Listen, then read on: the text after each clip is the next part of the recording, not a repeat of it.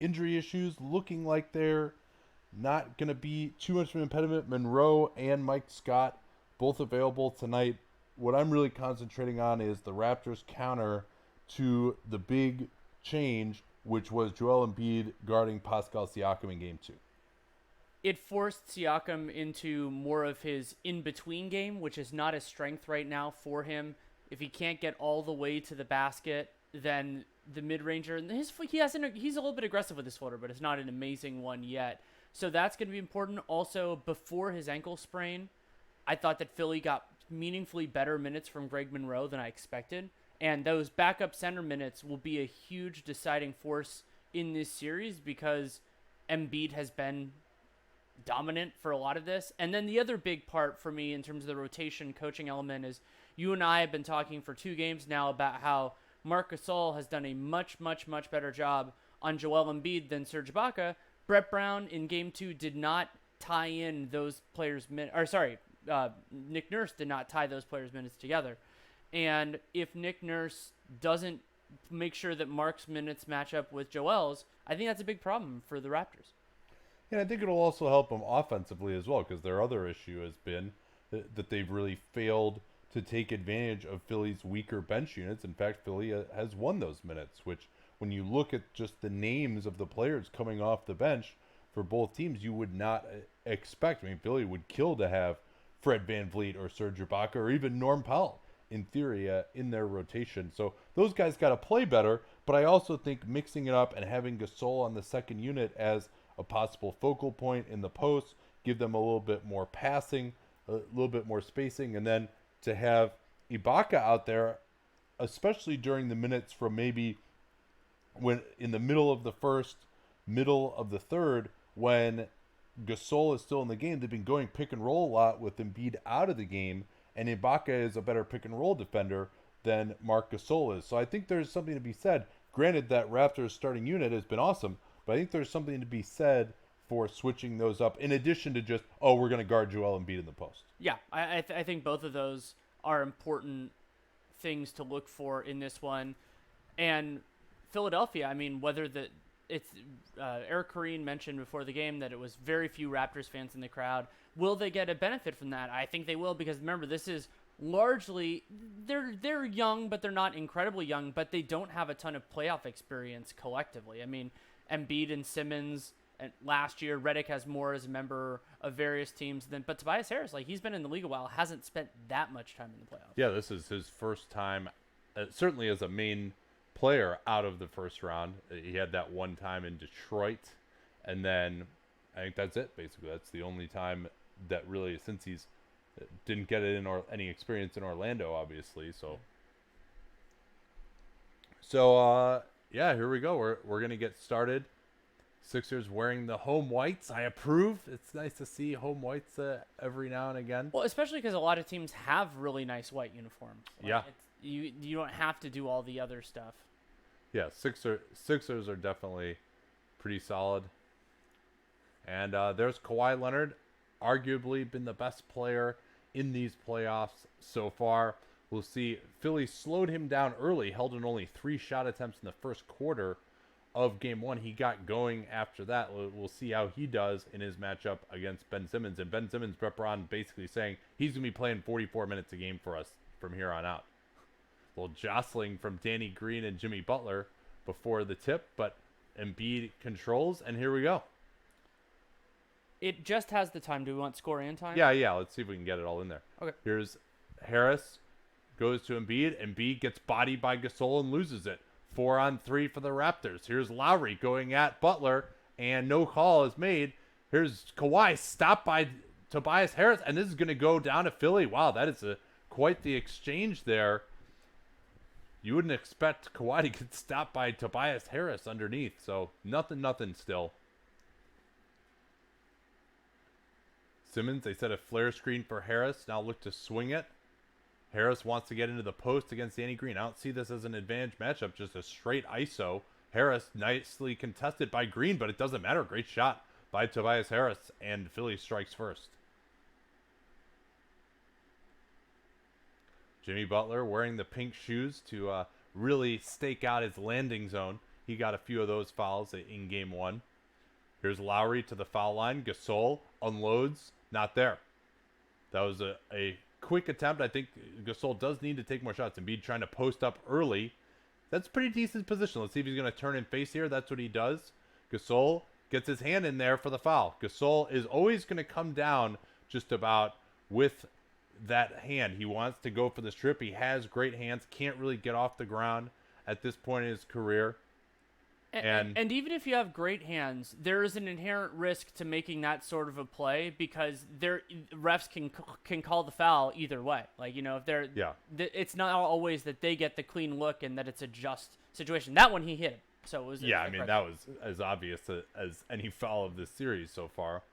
So Embiid has spent some time at the line, really just has not been able to get going from the field at all in this series. Yeah, I mean, he took his first shot deep into game 2.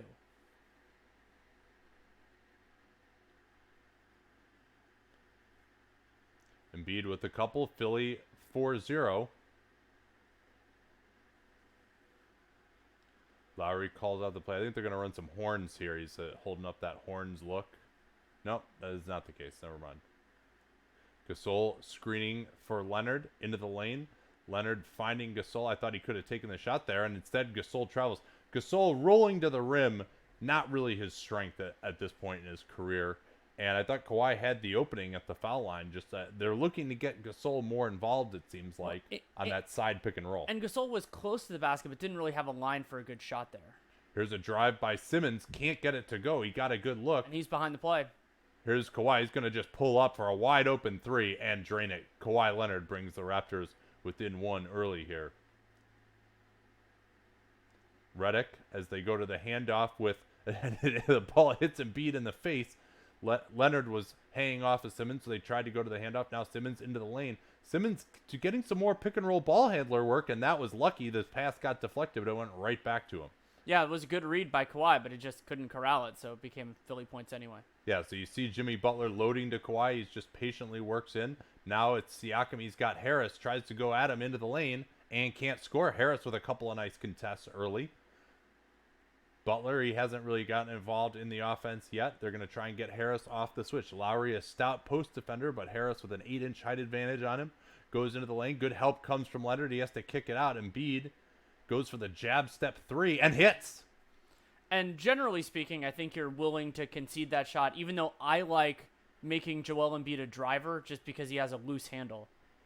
Yeah, I think, remember he got past Gasol at the end of game 2 for that key bucket. Yeah, that's true. I think that if you're going to take a jab step 3, I think you're fine with that. Leonard, in space, yes. And Kawhi is 2 for 3. All other Raptors, 0 for 3. Yeah, it's been a common refrain so far here against Philly. They go under that Simmons screen for Embiid. Back to goal. You see Gasol using his hands on Embiid, and Embiid backs him down. And I think a big part of that, a couple of reasons. One, by getting that pick and roll, he's able to get into better position before the bumping starts, and then Gasol, with already a foul, didn't want to get too aggressive. Leonard, contested late by Simmons. That's the shot that he had a chance to take earlier. And I liked Gasol, instead of rolling to the rim, popping out to 3 that time, gave a little more space. Yeah, and that forces Embiid into a tougher choice. Here's Embiid again. Spin move, blows past Gasol, reverses off. They keep it alive. Wow, Lowry again, just so good with the loose ball. 3-on-2. Leonard, he's got Siakam, and Siakam had Danny I thought Green he was going to pass open. that. But, well, at least he made it. Yeah. It's like something we saw in the Bucks game yesterday. They had all these guys wide open and weren't making the right decision, and then they were scoring anyway. Redick off the screen engages Gasol. Here's the easy pull up for Embiid. He misses that. And Simmons rebounds.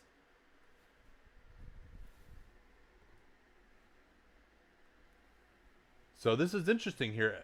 We didn't talk about it yet, but Brett Brown is not going with Embiid on Siakam early. After it worked really well in game 2. We're going to see it again, though. Oh, I think absolutely. This is just a little change up.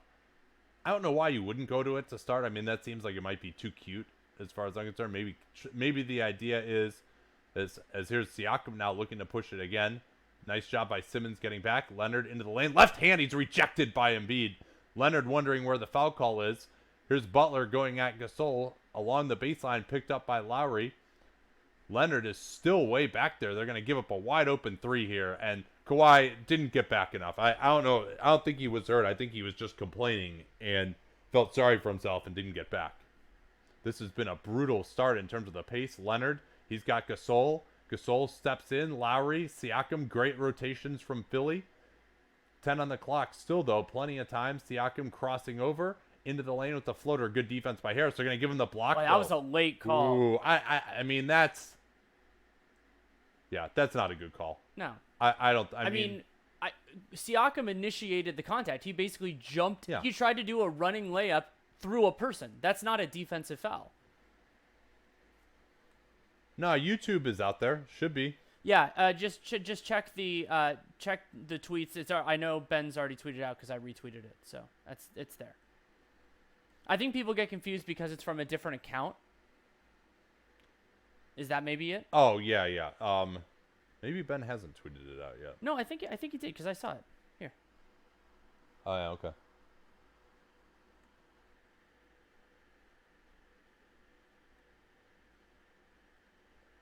So now's a great time for questions. Before we get to those, though, patreon.com/Duncan LaRue is the way to support this. We try to make it worth it. If you want to think of it as supporting the show, you can. If you want to think of it as the content is worth the money, which is the way we do it, you can do that too. Subscriber-only podcast, we'll do a mailbag. It's actually the April mailbag in the next couple days. Then salary cap sheets, early release podcasts, which are going to become more prevalent now that we can pre-record like off-season previews and things like that. And whatever else we can think of. So that's a great way to support it. And now, see if anybody has any questions. Yeah, early, by the way, 16-11. Philly having some of their best offensive moments of the series. They've compiled that on only 11 possessions. Well, yeah, 16 points. And also for Philly, very few turnovers. They've only turned the ball over once so far, and they have a high offensive rebound rate, but that's only because they've only missed a few shots, and they've rebounded two of them. Yep.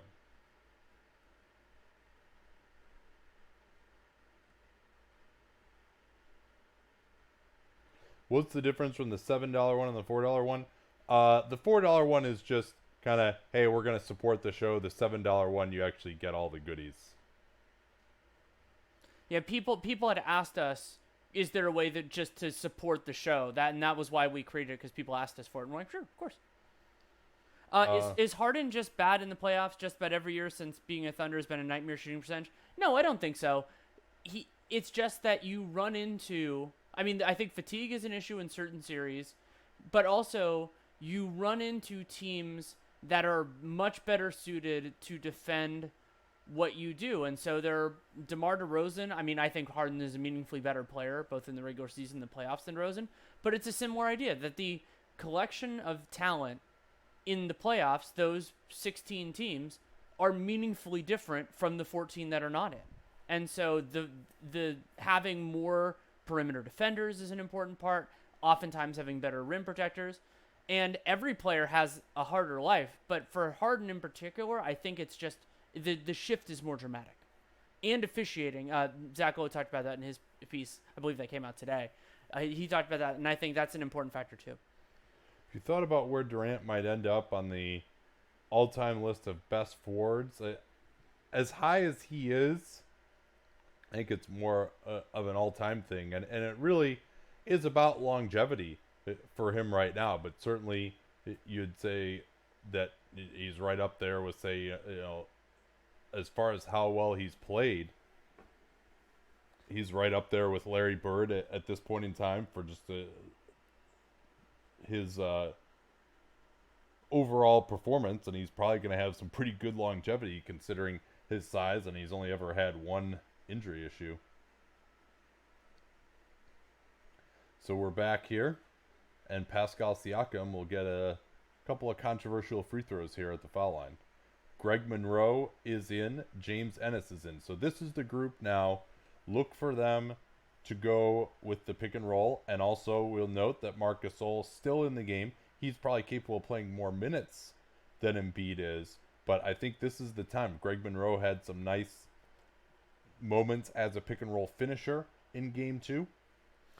Well, yeah, that's the other part of this. Is not only is Marc Gasol better than Ibaka on Embiid, I think Ibaka matches up pretty well with Monroe. Monroe at the top. They look to get Butler on a handoff here, run that pick and roll. Siakam trying to hound him. Here's Monroe, good passing. Butler did not want the three. Instead, he has to step back over Siakam, and a difficult shot. It goes down.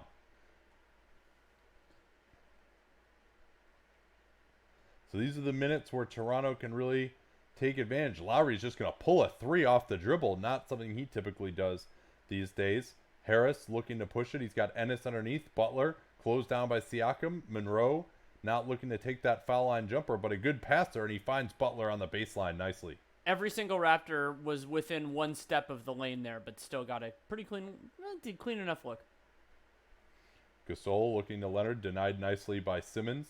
Now Lowry into the lane, goes at Butler, swings it way back around for Gasol, a double bouncer, but the Sixers, that's terrible defense by the Sixers. They did not do a good enough job, and that's really Tobias Harris. That's him. The other two guys followed the guy under the basket, and Tobias Harris is just standing there in the lane. He's got to rotate out to Danny Green on that play. Harris now looking to attack Green. Shut down nicely, wants it back. Green denies him. Monroe going to his left and scores. Not good enough defense from Marc Gasol there.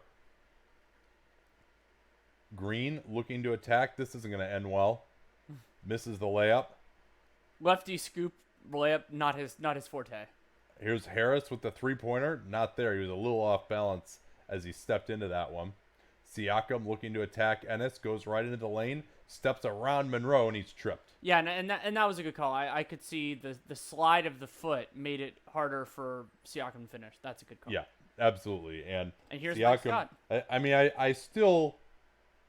I wonder about this strategy from Brown. Now, they're scoring very well, but letting Siakam get off here early after you shut him down in the previous game, very surprising to me. Yeah, and once we get through the first quarter, we'll go through shot charts. I'm going to be interested in that as well. So Ibaka is going to come in now.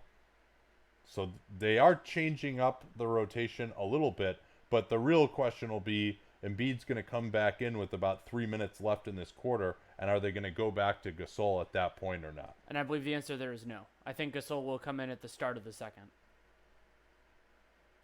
Well, but that still is... So closer. it's I a think that'll little be closer. change. Yeah, it's not just straight up sticking with him. Siakam, some free throws. Toronto weathering this storm early here. Last game was a defensive struggle. It's been offensive fireworks so far here. They're going to run that same play again. This time it's for Harris. The handoff, and then into the pick and roll. Plenty of help can come here for the Raptors. Here's Harris into the lane, and you see, Ben Simmons is right there on the dunker spot. Are they going to call a foul here? They called a foul here. I didn't see it. Yeah, they got Danny Green. Not a good reach, as Danny is upset, but that's just bad job by the Raptors. Ben Simmons is standing right there in his path. Kawhi is there. He's going into three guys, and Danny Green bails him out with the foul.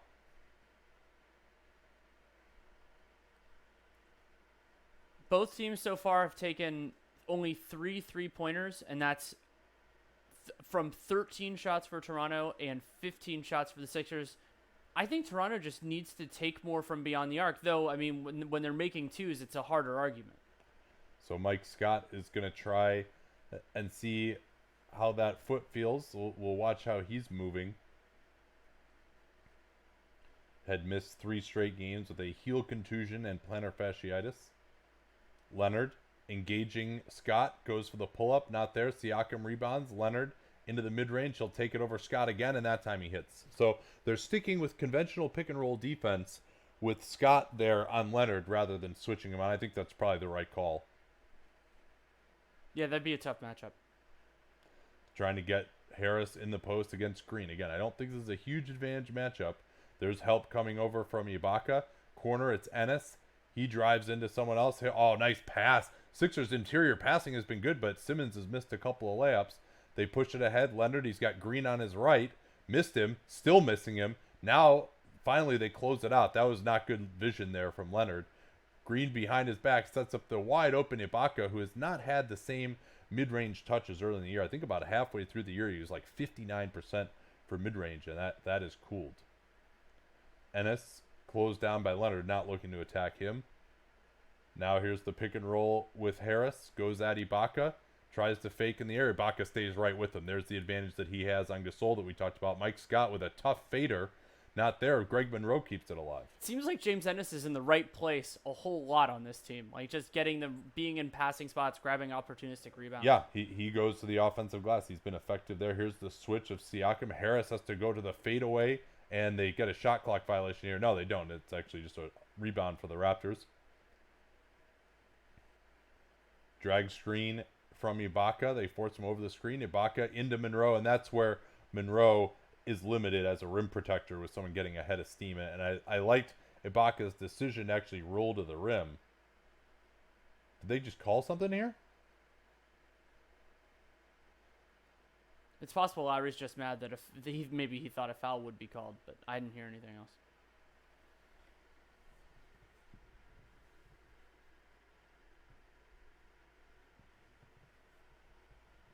Now Green has the matchup on Simmons. Simmons trying to post him up. The pass comes, and they threw it early as Green pulled the chair on Simmons. Now Simmons kicks it out. Scott with his three-pointer from way out is good. That's a big shot. And that's the difference. Siakam helped off Scott, and Scott can make that shot.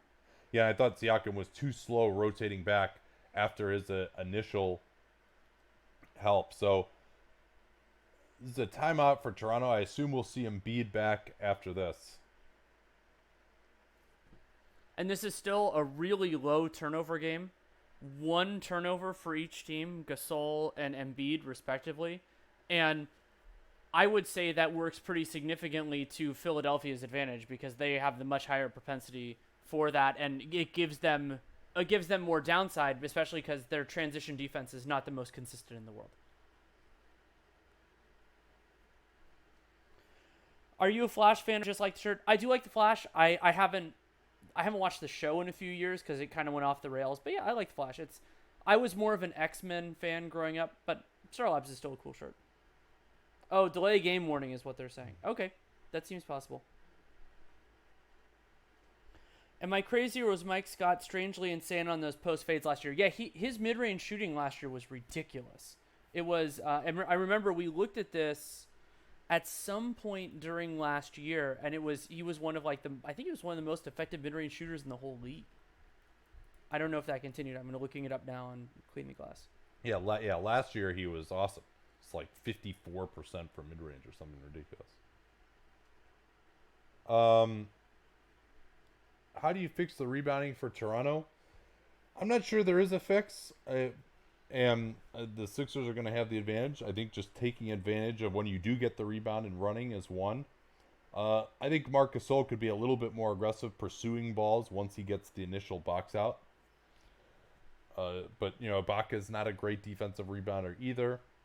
They just need more from their guards. It's really more about effort, frankly. Certainly preventing penetration helps. Part of the reason, too, that they give up a lot of offensive rebounds is they've got athletic guys who force misses at the rim, and those are easier plays to offensive rebound. Okay, so Mike Scott last year on shots from 10 to 16 feet, 59%. This year, 46%. 16 feet to the three-point line, 56%. This year, 38%. And both last year was above his career averages, and this year is below. So you could expect him to be a little bit better, but it's more of an aberration upward than downward this year. Anything about Kawhi's game that makes him more efficient in the playoffs? I don't know about more efficient, but I think at the very least, and I think he has been a little bit more efficient, part of why he's been more efficient this year is just that they've got more spacing around him than they did in San Antonio. Well, I think Kawhi could be an example of something. People have asked me for years about what I feel about this concept of clutch. And what I've said before is that my theory of it is just that there are certain players who are less negatively affected. Not that there are players who are better in big situations other than guys who just don't give a shit when things don't matter. And I think Kawhi is somebody whose game is affected less by superior competition because he's so physical and he can get to his spots anyway. Like, that's really different from what we were talking about with Harden and DeRozan because he's just such a beast. Yeah, and it's also just hard. hard to really bring help and load to him as much because he's scoring so much from the mid-range. He's just such a good mid-range scorer. All right, this is the moment of truth for Nick Nurse. Is Gasol back in? No, he is not. And Leonard is out too. So Embiid is back. Van Vliet is in. Gets it to Green. Green closed down for a moment by Scott. But he does that little hold and hesitate. Wait till the guy gets there and gets into his stance and then shoot right over him. Big shot for Danny Green. It seems like Philly has outplayed Toronto, and yet they're right there right now. They're trying to get the cross screen, and this is going to be a foul on Ibaka going through Redick. Redick may have been hit in the face. Yeah, Ibaka, he was. Ibaka got the elbow up. We've seen a lot of guys get hit in the face these playoffs.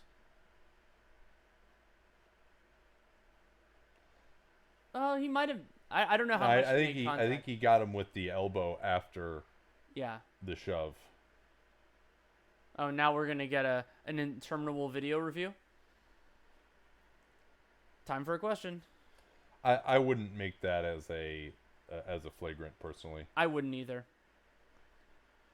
Which Ibaka, because Ibaka doesn't know he's there. Initially. So the question we got is which of the remaining playoff teams has the most depth? Yeah, by the way, he got clocked pretty good. I don't think it rises to the level of flagrant. Should we do the flagrant criteria here, Danny? If you have them handy, you can. Is that exciting? Here we go. Let me open it up. Sorry, I didn't mean to short circuit that question. We can save it for the next break, but we haven't done this yet in the playoff. Oh, we did it once actually. The severity of the contact. Whether the player is making a legitimate basketball play, yeah, I think he's just trying to get through the screen. Whether the fouling player wound up or fouled through after the contact, no, I wouldn't say so. Potential for injury? Moderate. Severity of actual injury and outcome, whether it led to altercation. Both seem low. Yeah, I would say, severity of the contact is relatively high, but I would say most of those factors don't mitigate in favor of a flagrant foul. I'm sorry, militate in favor of a flagrant foul. God, I'm really, really rusty from writing those law briefs. That is not a word I've ever used before. I've seen it used, but I've never used it. Yeah. It's actually a good word. It sounds so wordy, but there isn't really, otherwise it'd be like, be a factor in favor of. There isn't really another good word for that. So it's actually not a bad word, but it sounds really lawyery. God, this is a long break. Are people prematurely calling the demise of Jimmy Butler just because the last years of his next contract will be bad? If, say, the Knicks max him and then get Jimmy, where does that put them? So, yeah, I do think that happens when a contract is going to be negative value, but the player is still good. But to me, Jimmy Butler hasn't been as strong this year as he was in previous years. Well, he doesn't scale that well. And I think the decline in his defense is where, the fact that, that's what I was getting. The fact that he just had, and so it is, of course, a flagrant foul. So this is a big call there. The fact that he had no chance against Kawhi at all, basically, in that first game, and they just had to go with Simmons instead. Yeah, I don't really care for that call because Redick just gets up into his back, doesn't give him much room. Probably a legal screen, but he doesn't, Ibaka doesn't realize what's going on. He gets shoved in the back and he's trying to turn and get through the screen. I think that was a legitimate play, but Ibaka also has a history, so maybe I'm giving too much of the benefit of the doubt there. Now we're back to actual basketball. Scott, guarded by Powell. They try to post up Embiid. This is good position from Embiid. Double comes, and they're going to call a travel on him. I wasn't watching the feed enough to see if I can catch it here. Yes. Yeah, he pulled up his left foot. He moves his left foot after he stepped. It was kind of awkward positioning because he tried to get out of the lane right as he caught it. I think he never really got his balance. So now it is Embiid guarding Siakam. Embiid really pressuring. Siakam should just try and blow by him here. Now he backs off. They're trying to post up Ibaka. Embiid leaving Siakam. Wide open three. Not there. That above the break three against this strategy is going to be key for Siakam. They go under on Butler. He engages Ibaka. Scott had not properly spaced out to the 3-point line, so he was closed down easily. Butler trying to rip through on Siakam. Redick, wow, that is a tough three, but it goes off. And now they throw it ahead. Van Vliet is going to try and go into Scott, and no call. Van Vliet, just not a good finisher at the rim. And now they mess up the matchups in transition. That's awful. You think about the difference in shot difficulty between that Redick 3 and the one before. I mean, that was a clean just up and down. I mean, it was like a 2-on-5, and somehow Redick just snuck away from everybody. Now Siakam has Redick. They're going to have to help here. Embiid does it. Ibaka swings it. Green, quick release from the above the break, and he scores it. So Danny Green, 1 for 6 from downtown, missed the biggest shot of the game that could have tied it with about 10 seconds left. He's had the touch today, 9 points already. Yeah, and 3 of 3 from 3. Butler gets it to Embiid. Help comes from Powell. Embiid tries to go through him for the foul, but gets the floater to go.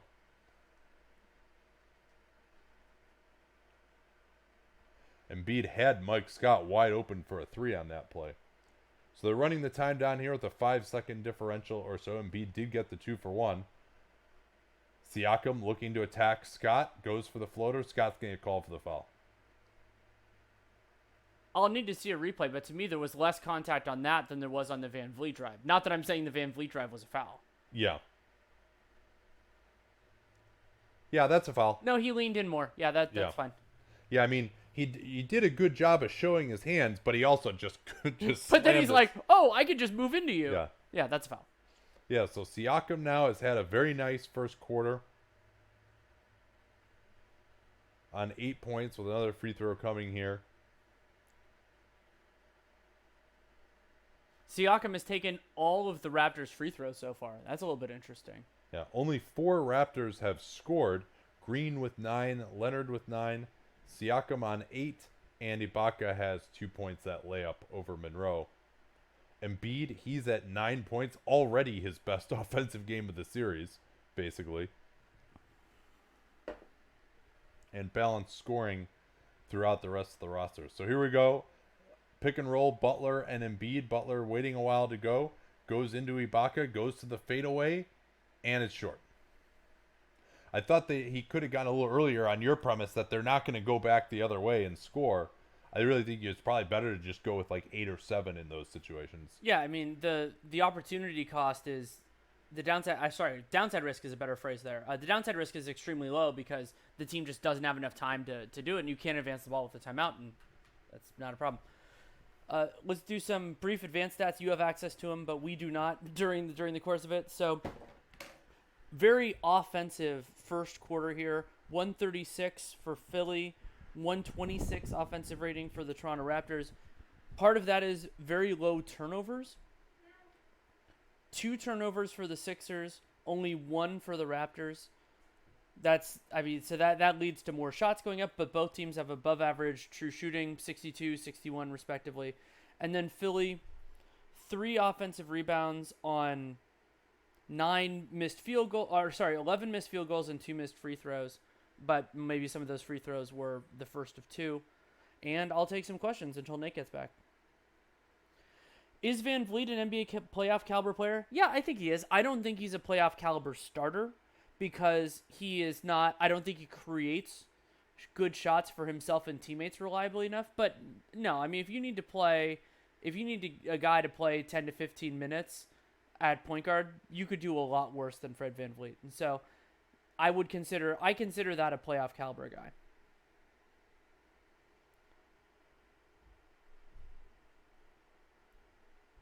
Oh, that's a good point. Somebody brought up that Gasol was getting enough rest during the flagrant review that they could have brought him back. You could have brought him back earlier. I think that's an interesting point. I've wondered before if there would be some sort of way. I mean, it would be a less cheesy version of the Jason Kidd thing to try to inspire flagrant foul reviews, like try to get the refs to review calls so your team can get some extra rest if your team is more tired than the other team. I've wondered about that before. I've also wondered if you could manipulate a situation, like basically like I'd have to look through the exact rules of when a sub is and is not eligible to basically facilitate subs without having to take a foul. Something I've looked at before.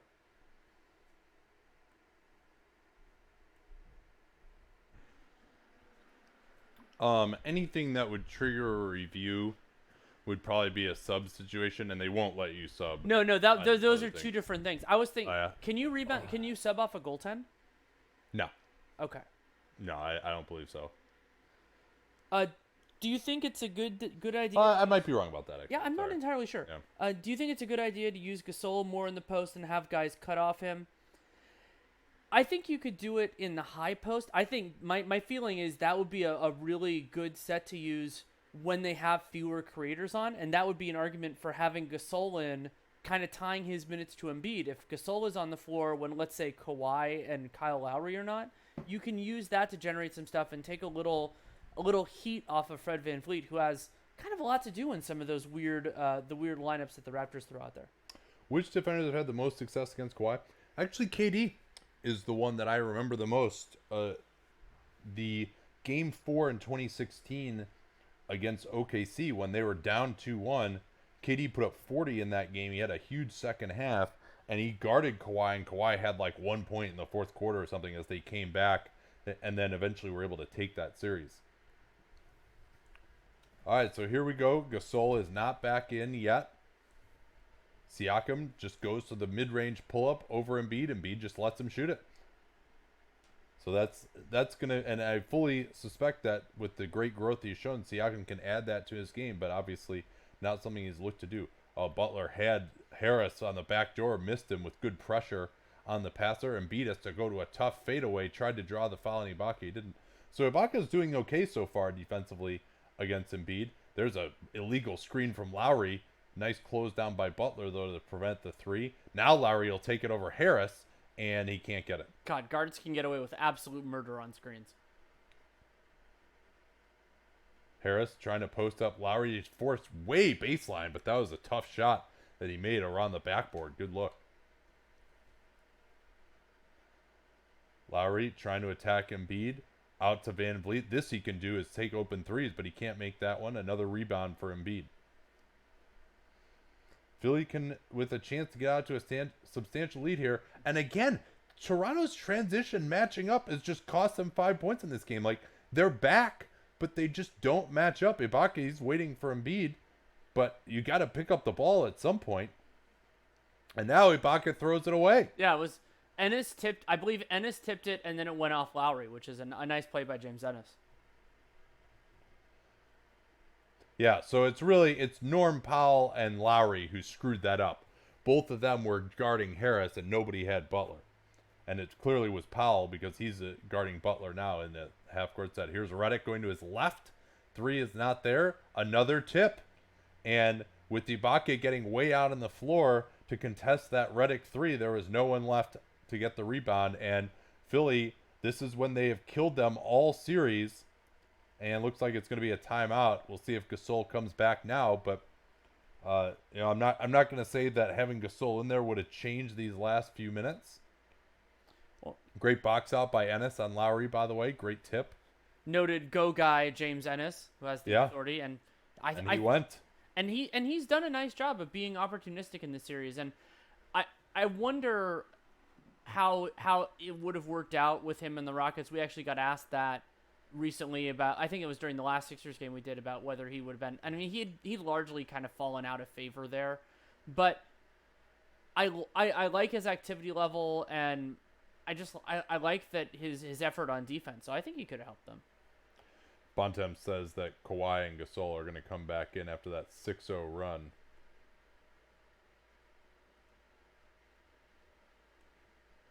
And Philly with a little bit different approach here. Our Kareem pointed this out. They had been starting with their starters to start the second, but instead I think they're just trying to match up Simmons with Kawhi. So you imagine Simmons will be back now. Yeah, if Kawhi is going to return. Why do you think the Sixers switched from their Game 2 defensive assignment, specifically the Embiid Siakam thing? I'm not entirely sure. Well, they're back to it now. Yeah, so maybe it was just to make them think that it might not be their every down strategy. And I think also just to maybe let Embiid save his energy for offense early in the game.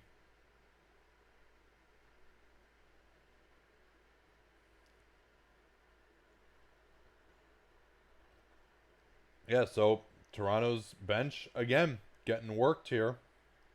They tried to go back to Lowry to stabilize things. That didn't work. He's -10 now. 0 for 3.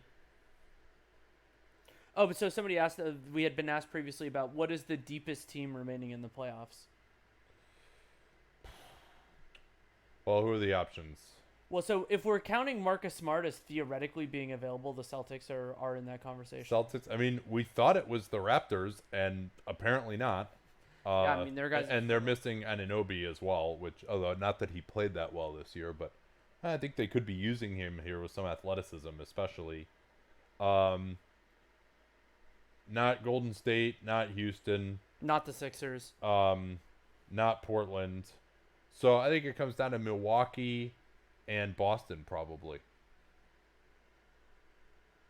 Yeah, and both those teams are going to get deeper at some point. I think I saw that Malcolm Brogdon is still listed as out, though that is obviously not binding because that game is not tonight. Yeah.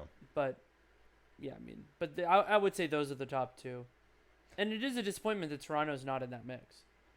What do you think of Tobias Harris as a defender? I don't think he's very good. That's part of why I was critical of that trade. And it's applied athleticism, physicality, but also his recognition, and his recognition isn't great. Like he just misses stuff.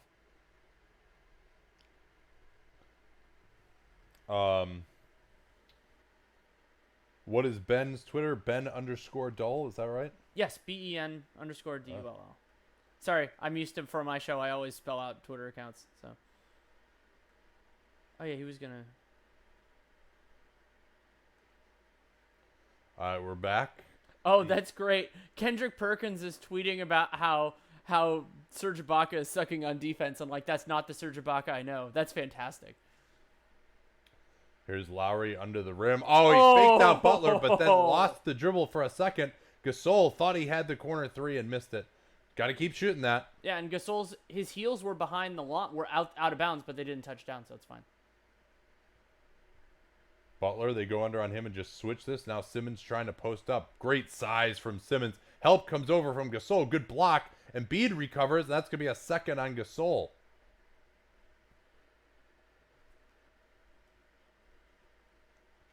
But that all started with a really aggressive post-up against the switch. And Lowry, he's a bulldog, but Simmons just put his ass under the goal. And, that's one of those fouls that just kind of happens. Well, and I think from Gasol. Part of the problem that, we get into this with the position rankings. When people think, oh, Ben Simmons is point guard, even though these two things are unrelated because the offensive and defensive roles, people might lose sight of how big Ben Simmons is. Like, he's a legit 6'9", 6'10". Yeah. He's a big dude. And so, like, Kyle Lowry, he's fighting against Jimmy Butler. Ben Simmons is significantly larger than Jimmy Butler. So, Philly, this is danger time now for the Raptors here. Van Vliet gets the screen from Gasol. It's he and Lowry together in the backcourt. Siakam is out. Gasol trying to go into the post against Embiid. That's not an advantage matchup, but Gasol usually likes to go left shoulder instead, the right shoulder fadeaway. Good to see him getting more aggressive. I think that's going to have to be a part of the plan. Simmons trying to post up. He's got the advantage on Powell. See if help is going to come here. Simmons, a wonderful passer. Goes to the spin move. Hook shot. Off. Oh, wow. Gasol got away with completely missing the box out on Embiid. Now Lowry goes into the three. Wide open. Oh, man, they got to make those. Toronto now 4 of 10 from 3, which is not bad, but worse than Philly because Philly's 4 of 8. Now they're trying to go at Powell in the post again. Harris putting him in the mix. Back to goal. Jump stops into the lane. That's a tough shot. Great box out by Lowry on Simmons that time. Now Simmons grabbed Lowry from behind. The ref is distracted trying to look at it. This is going to lead to a wide open corner three from Powell. And so now the margin, which was double digits, is down to 6. Yeah, Simmons fell down after getting boxed out by Lowry. Now here's Simmons right down the lane for the dunk. And he's such a smart cutter. Like that, they were the Raptors were in scramble mode. Simmons sees a seam and sees the driver getting into the right spot. Easy and no rim protection there because Marc Gasol was on top. Yeah, and part of why that cut was available is Lowry flopped. Now here's the short jumper by Leonard. Thought we were going into a timeout for some reason, so I started looking at the replay. My bad. Oh, nice hands from Gasol. Here's Powell looking to attack Embiid in transition. That was a dumb decision. I mean, You the knew odds that of was success there were extremely Yeah, low. 1-on-3 with Joel Embiid back. Like, I know Norm Powell's a good athlete, but that's not a good idea. Here's Embiid with another three, his second of the game. Gasol gives him a little shove as Embiid talks a little shit and starts pointing to his head like, you got to get out here and guard me. Embiid calling it out.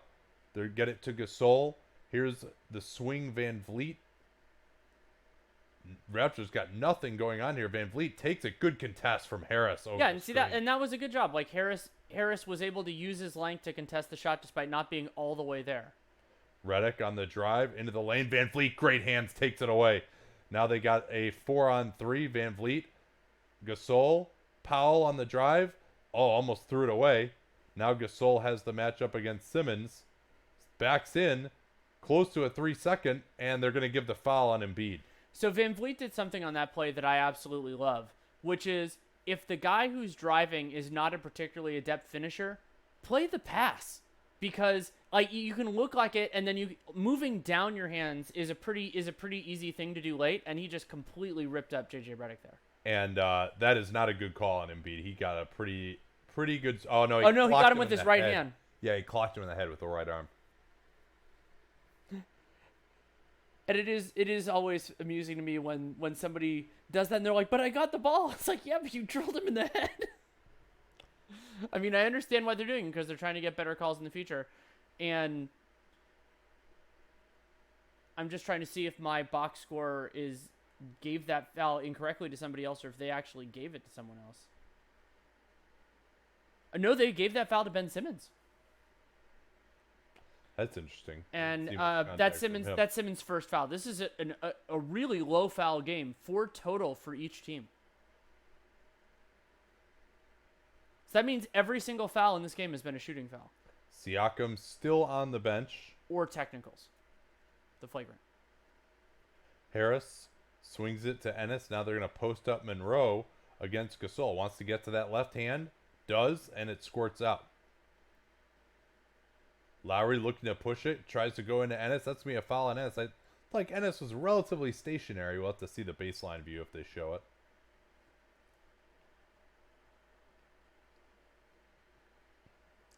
I mean, it seemed like he moved a little bit, but I'm not sure Ennis moved enough to cause a real. They're showing showing the this Simmons again. play.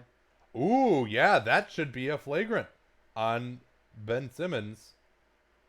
You would think. I mean, if the Draymond play on LeBron was deemed a flagrant years ago, the one that got him suspended for flagrant points, that's very similar.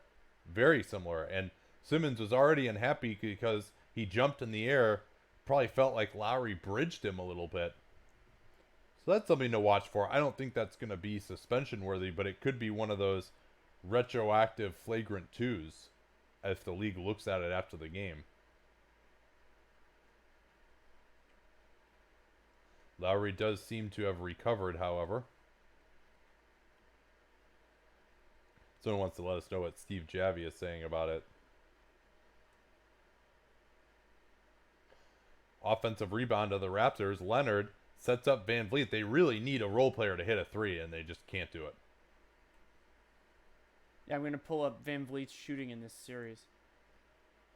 And he wasn't very good before either. So here's that Redick screen. They get Simmons with the switch. Gasol with the rejection, and it's off Simmons. Marc Gasol has had a couple of blocks now on Ben Simmons. Good help recognition from him. Here's Leonard. Gets the shoulder pass on Simmons and scores. Just such a soft touch from Kawhi Leonard with those big hands.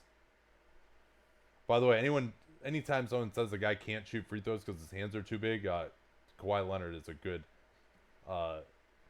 counterpoint to that. They're going to call Van Vliet now on the foul getting across the screen.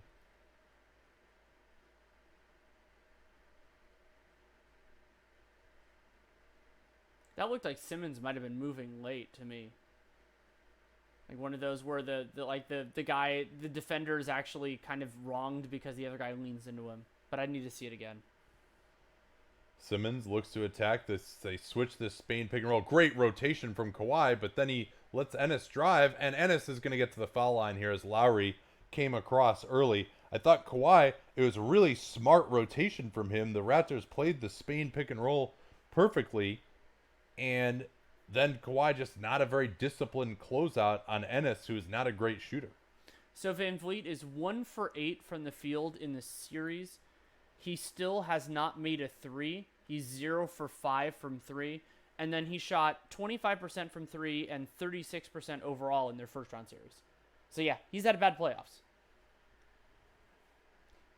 Van Vliet is on the first year of a 2-year contract, and speaking of contracts, Ennis has an interesting player option. We talked about that a little bit in the small forward rankings.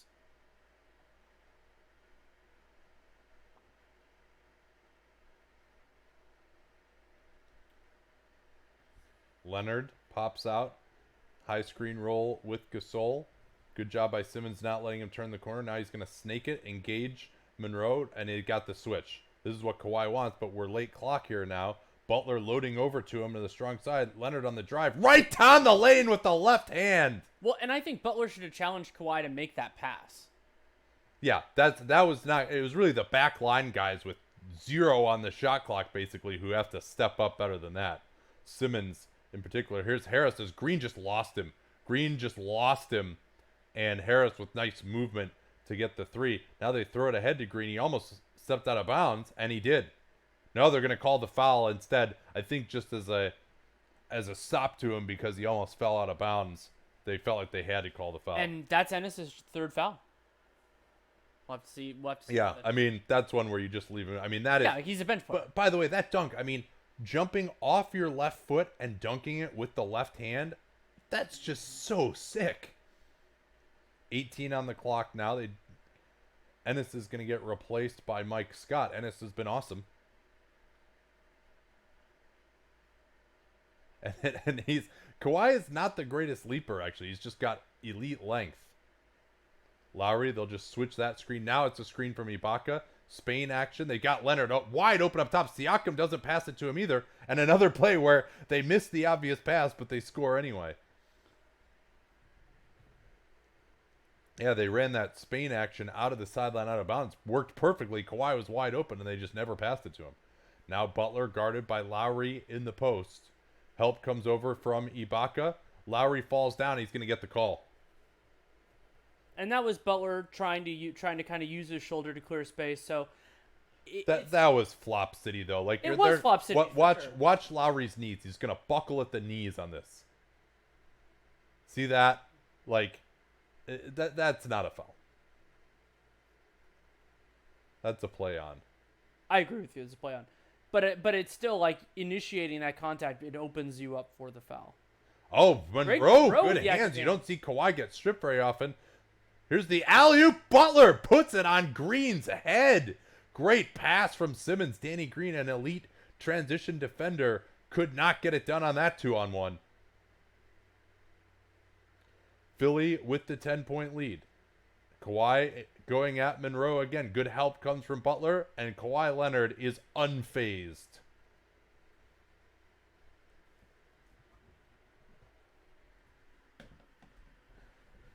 That's F-A-Z-E-D for all you writers at home there.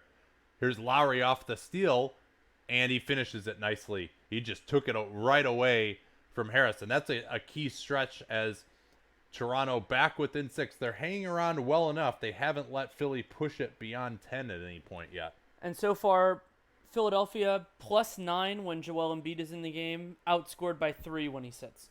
But they were holding their own pretty well until that last little beat.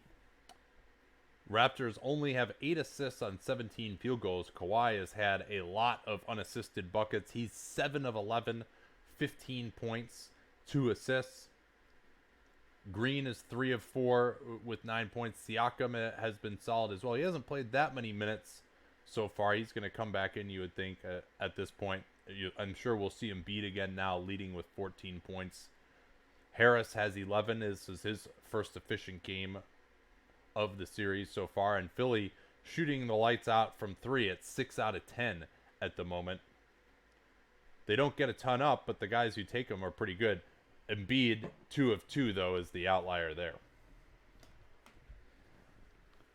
Should the NBA be more strict on carrying calls? Yeah, I'd like to see it get a little bit more strict. I mean, I think these guys can they don't need the crutch of a looser officiating on that. Yeah, I think they could do it. I think it's fine the way it is. Could Simmons get suspended for the punch? I think he could, but I wouldn't expect it.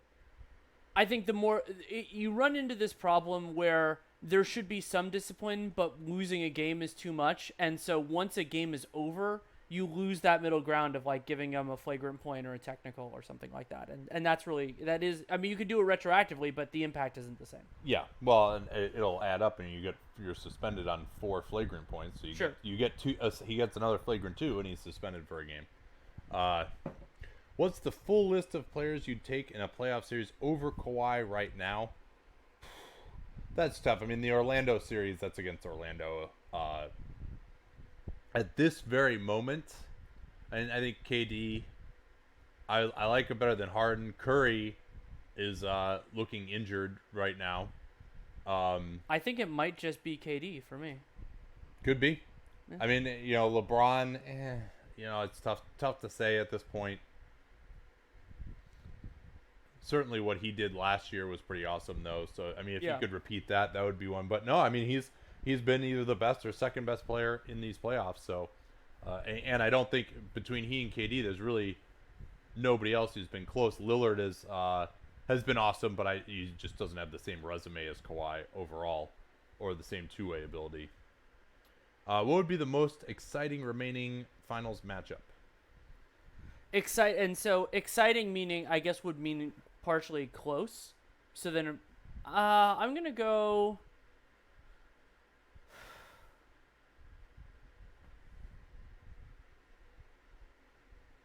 Warriors Bucks. Pretty damn exciting. Yeah, I guess the Bucks are a little more exciting than the Raptors. I think the Raptors have a better chance to beat them, though. Or at least defend the Warriors. Yeah, I feel like Warriors-Raptors could end up with closer games. Like, Warriors-Bucks could be a series where, like, the overall series is close, but teams just get out to leads. That seems possible to me. All right, we are back. Both teams with their starting units on the floor. No, I'm sorry, Mike Scott is in still for Philly. Embiid forced out on the floor. Help comes up top from Siakam. Embiid just lost it, and it'll go the other way. Make Embiid a driver. And don't let him have an open path to the basket. Toronto able to cut into this 6-point lead with a bucket. It is Embiid now on Siakam. Kawhi engaging Embiid, backs off, tries to draw the foul, and now he's going to draw another one. And Embiid laughing at that call. Let me see whether I can catch what happened.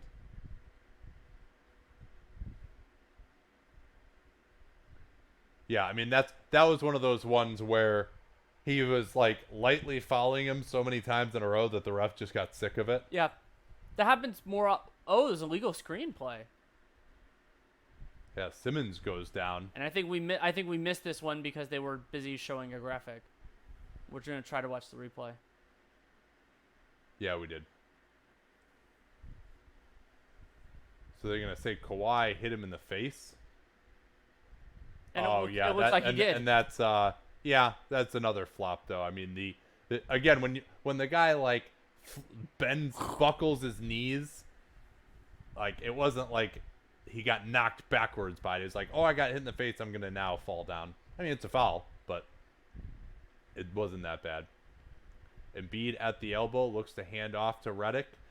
Gasol steps out, Embiid into the lane, and he's going to draw the foul on Leonard. So is that 2 in a row here quickly on Kawhi? Still one of the lowest foul players in the NBA, though. And those are 1 and 2 for him. So yeah, so not really a huge concern other than the fact that Embiid will get to shoot free throws here.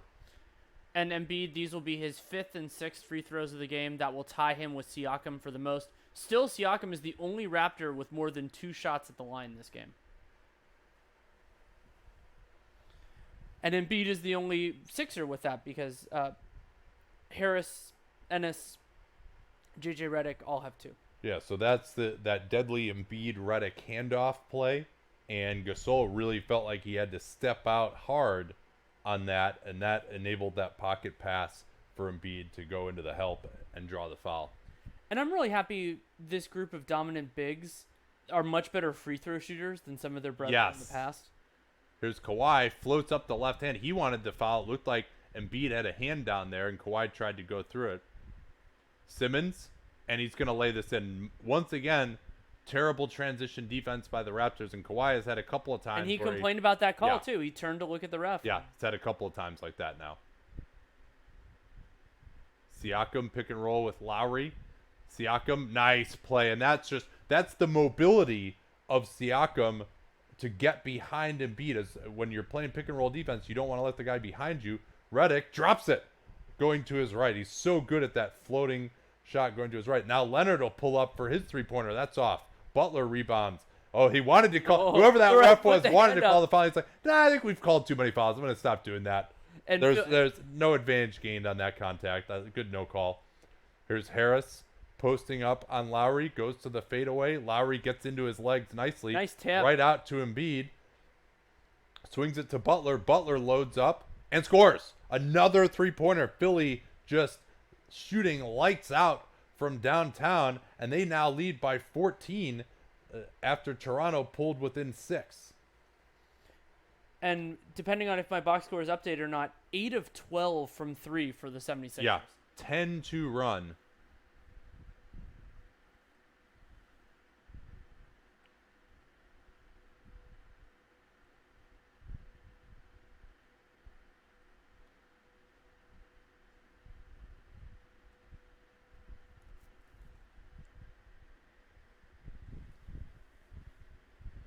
Is Draymond Green a top 10 player in the league when we add the playoffs too?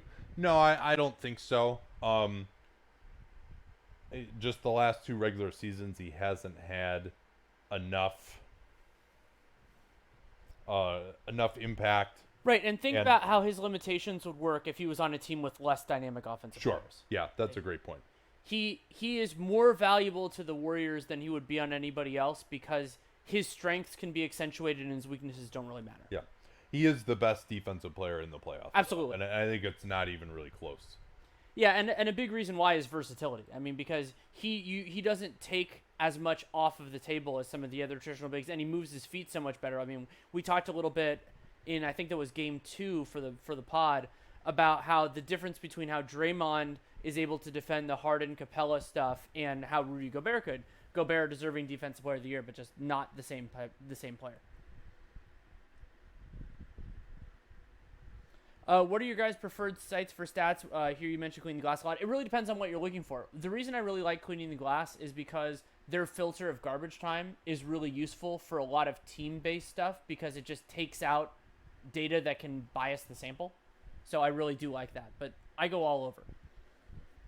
They screen for Gasol. Now he screens for Lowry. Lowry trying to get Butler on his back.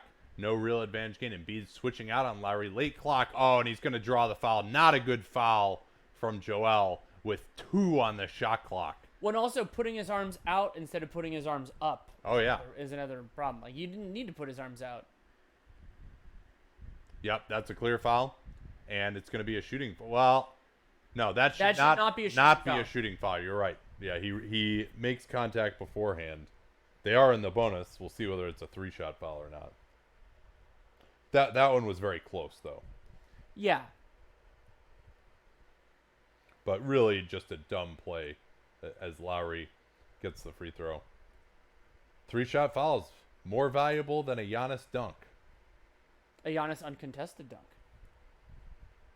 Not that there's much of a difference. If Al Horford is there. Also, That's this true. is really close to between a 2 and a 3. It's a 3-shot foul, though. But ball doesn't lie. So he missed that one. They're only going to get 2 points probably. Lowry for the game, 4 points, 1 of 5 from the field, has missed all 3 of his 3-pointers, and then now this will be we'll see the free throws. 3 assists, 2 rebounds, 0 turnovers. So now he's 5 points, 3 of 5 from the line.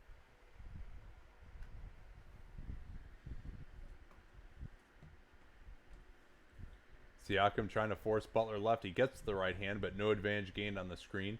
Look to hand off to Redick. He sets the screen on Embiid instead. Beautiful action between those two. Redick can't get it going to his left, though, but we're going to stay here. Another offensive rebound for Philly. They are attacking the glass with impunity right now. Yeah, right now, Philly 7 offensive rebounds, Toronto just 3. And when you consider that Philly is shooting better from the field, that makes it even more prominent. Yeah, Philly, that great three-point shooting. Now Butler's going to get a wide-open three. Not even close, though. Here's Lowry looking to push it. Simmons, great hustle getting back. Lowry gets past him, though. Throws it into Leonard. Leonard is going to get fouled. Wow, what a catch by Leonard. That was a 2-on-4, and they still get to the foul line. A 2-on-4, and all 4 guys were like right around the basket. Yeah, and they got the 2-for-1 here, too. Simmons was great hustle to get back, but then Lowry just went past him. And I'm totally fine with the aggressor being rewarded on a play like that because he got into position, he had a better spot than the Sixers guys, and he got jostled a little bit. So I think that's a good foul call.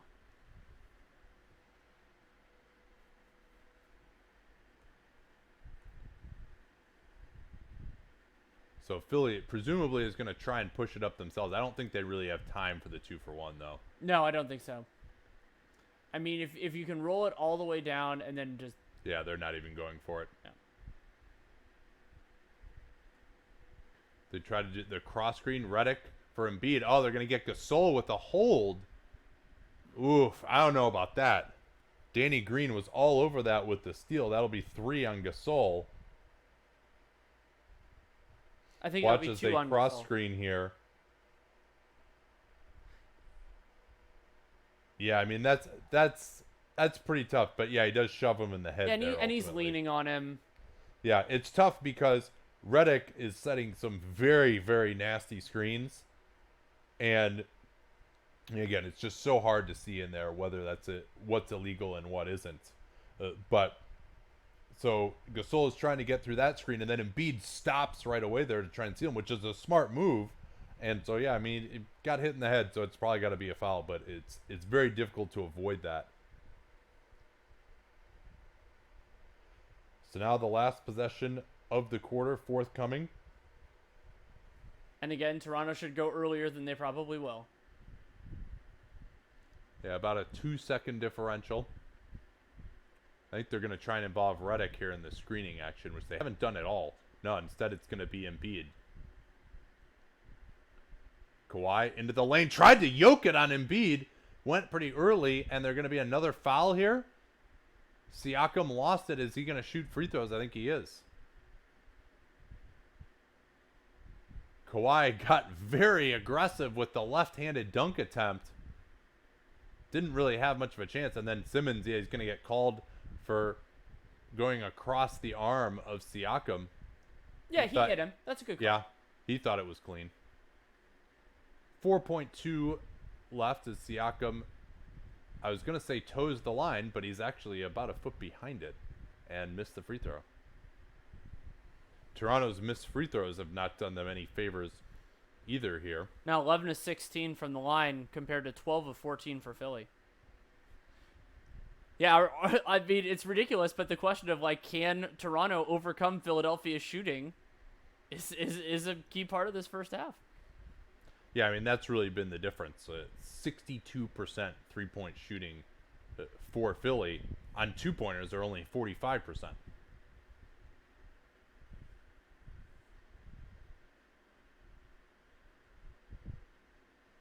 Pascal with the second, getting Toronto within 11. They throw it ahead to Redick. He looks to just jack it up from way out, and it's going to lead to an 11-point halftime deficit for the Raptors. And my biggest takeaway so far here is just the way Philly is defended. You know, I don't think that there's, you know, the Raptors are shooting fine on threes, 5 out of 14. That's about normal. Only turned it over 4 times. Other than Kawhi Leonard, they really just haven't had a way to get effective looks, and even Leonard is making very difficult shots. Well, my big takeaway is that not all of them, but some of the supporting players for the Raptors, and I'm using supporting in the non-Kawhi format, have just overall disappointed. I mean, Kyle Lowry, 1 for 5 in this game, got to the line a few times, and maybe one of those free throws was a little bit egregious. Their bench has been pretty bad overall in this series, and This just in. Yeah. like, I mean, but you think about it. I mean, so Danny Green made those 3 3-pointers, and Siakam has been fine, but this is supposed to be, like an ensemble, and we haven't really seen the other guys, especially like creating. Like, so much of what Kawhi is doing is also done by himself too, and I think that's really important. Philly, 16 assists on 22 made baskets. Toronto, 9 of 18. Yeah, we'll wait on the shot charts. Here they are for Philly. 10 of 17 at the rim. They have not had the touch on the 2-point jumpers. They are only 4 out of 14 on twos away from the rim. But obviously the 3-pointer has been working for them. And I guess Toronto isn't up yet. Other interesting stats. Oh, here, the Toronto shot chart's up. Yeah. 6 of 13 in the restricted area.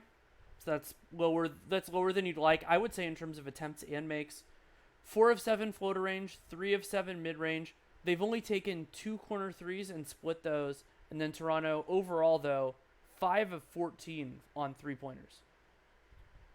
Yeah, and then some of the other stats that are interesting here: 35% offensive rebounds for Philly. That has really hurt Toronto, although relatively balanced out by the turnover disparity. So nobody really dominating the possession game right now. It's just been Philly shooting it better. And I think, really, to me, think of those 2 transition plays where the Raptors just failed to match up, Danny. That's a big part of the difference here. I think in the half court, teams have been pretty even. Especially because the Sixers only have 9 credited fast break points. And so 5 of them, and I would assume those 5 count towards the 9, are on those 2 plays. Also, something that's striking to me, Toronto only has 3 points off of Philadelphia turnovers. That even if it's a low turnover game, that has to be higher. I mean, it's not like Philly is great at getting back in transition D.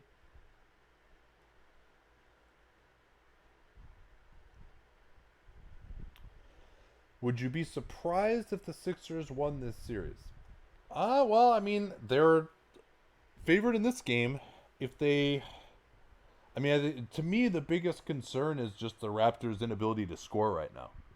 And Philly is finding just enough. I think this is going to be kind of a defensive slugfest at this point. So, no, it wouldn't surprise me. I mean, I had Raptors in 5. That's not going to happen. Yeah, knowing what we know now, it wouldn't surprise me. But I expected Toronto to have a pretty significant advantage in this series. It just hasn't materialized in the way I expected.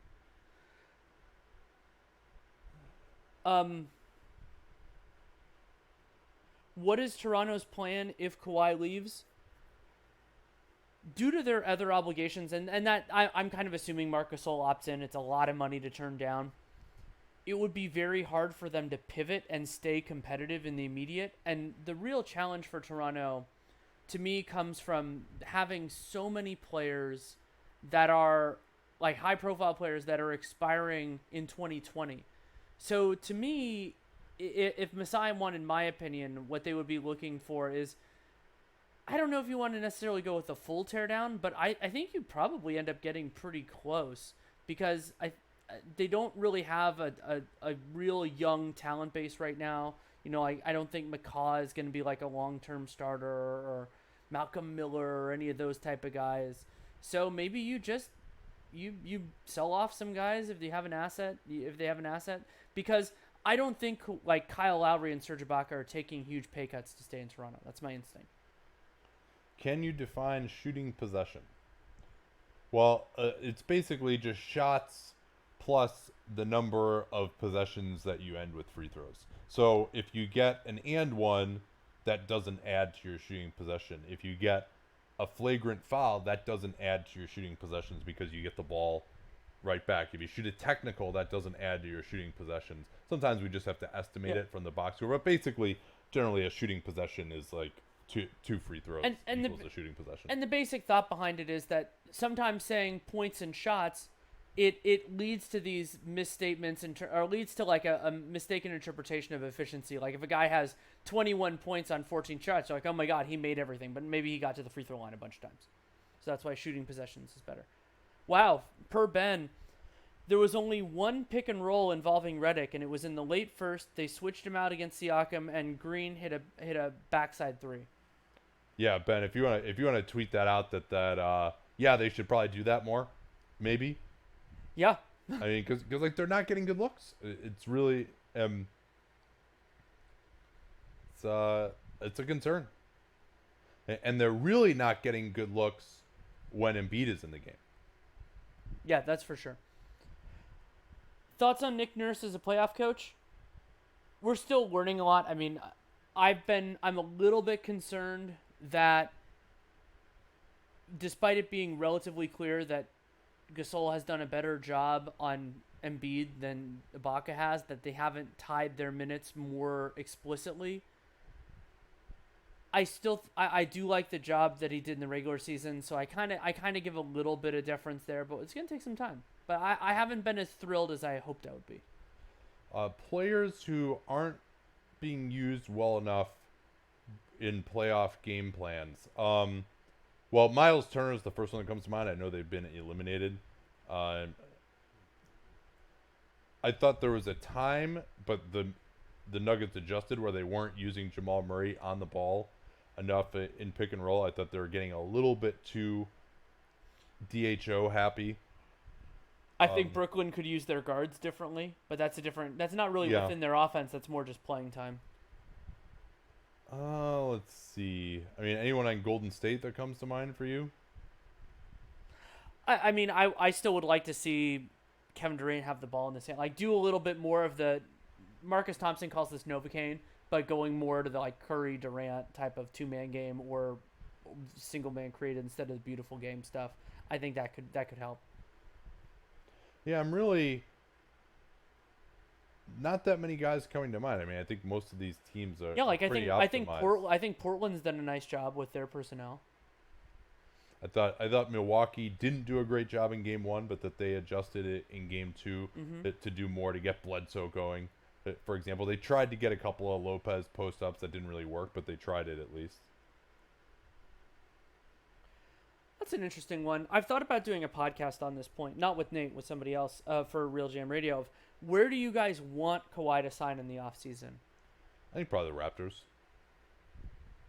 I'm really intrigued by what the Clippers could be. I think there's just so much like I just want the East to like continue to not completely suck. And I mean, it's pretty easy to see how this Raptors team could be really good with Kawhi. They already are. So I'm going to say Toronto, unless you could tell me which other max player or max like guy in that like another elite free agent is going to the Clippers. So like if you're saying, oh, they get him and they get KD or Kawhi or Kyrie or somebody like that, then yeah, I'd probably choose the Clippers in that circumstance. But without that, if it's like him and Gallo, Shamet, Shea, like that team, I don't like better than the Raptors. I don't care as much about the conference stuff as you do. Also, if they're on the West Coast, then I get to see them more. Yeah, I just like I can't like these East playoffs that you just know like when you have a second round series in the East, it was like when it was like Boston and Washington the last couple of years, right? Like you're just like neither of these teams has a chance to win the championship. Like why are we even bothering with this? Like this year's East semi has been awesome. Yeah. Better than the West. Predictions for Bucks Celtics game 3.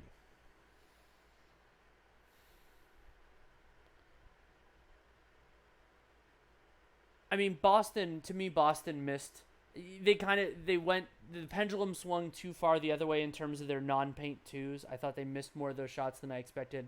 I think their defense will be better, meaningfully better in game 3. I think it'll be a close game, which would be exciting.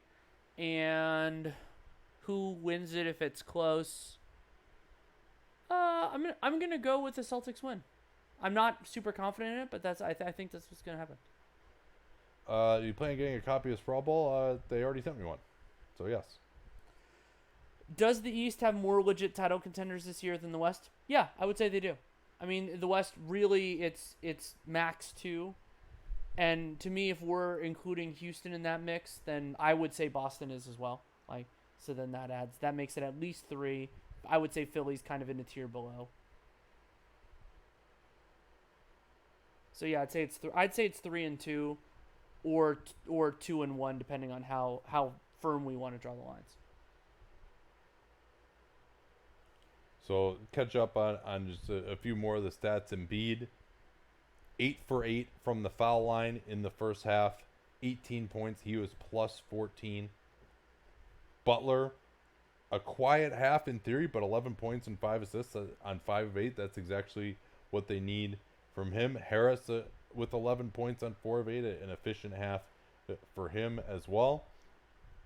And they've gotten totally decent bench play. James Ennis, plus 8, 2 offensive rebounds for him. Ben Simmons actually 4 of 10, so already taken 4 more shots than he did in game 2. He played 20 minutes, so he's actually going to get a little bit more of a rest here. They could afford to do that with Ennis playing well. For the Raptors, Kawhi 17 on 7 of 14 from the field, 6 of 12 on 2s. He's only taken 2 3-pointers, split those. 2 assists, 2 turnovers. Pascal Siakam 14 3 and 1, 0 turnovers. 6 of 8 from the line is really keeping him going. And their bench has not done well. Their bench is a combined 2 for 8 from the field, and all of them are negative in terms of plus minus. I would say Ibaka's probably played the best of those 3, and that's damning with faint praise to an extent.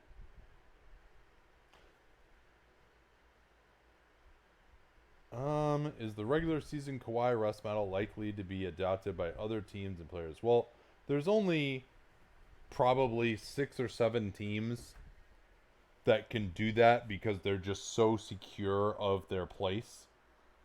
They're also his injury was unique because it's really an overuse injury. It's somewhat similar to tendonitis though, but it was your garden variety knee tendonitis. So it's similar to that, but it's the tendon that's above the knee instead of on the knee. So it is an overuse thing. So if you have someone like that, someone who's older, yeah, I mean, I would certainly consider it. I value the playoffs and the potentially winning a championship more than maybe some organizations do. So well, it's certainly something to look at. And I think broadly speaking, in the current format, seeding is a little bit overrated because you don't. I think the quality of your opponent is often more important, and because teams don't get to choose their opponents, by the higher seeds, by happenstance you can end up with tougher matchups. Now, yeah, if you get into let's say the conference finals and you're facing the team you expected to face, and they have home court, that's not great. But I would say having the player that you need in better shape is more important.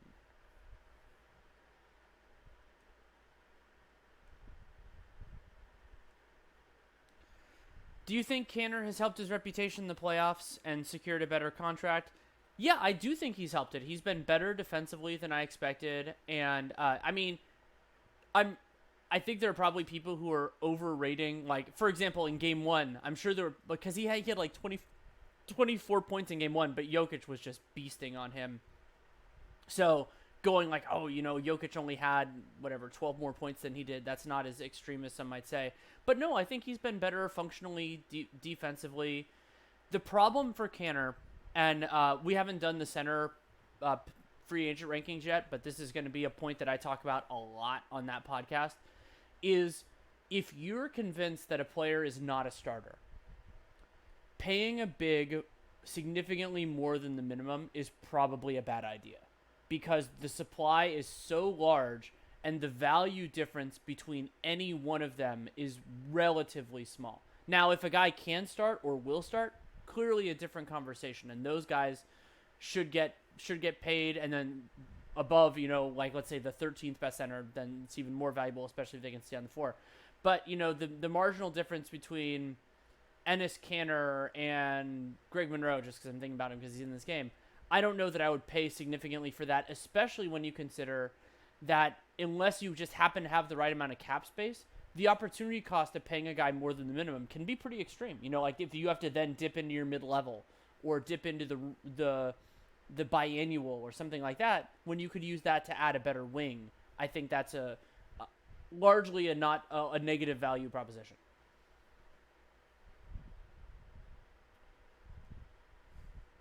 Yeah, so a couple of notes here. We got 2 days off after this, so maybe we're just going to see a crap load of Kawhi if this stays close. So they're going to try and get Gasol coming across the lane here, and he's immediately going to get fouled by Harris. They're going to Embiid on Siakam. It was just a feint at the beginning, it appeared. And Harris, he just put his arm out there and held it. It's like, you know you're going to get called then. If you do a swipe, maybe they don't see it or you get all ball.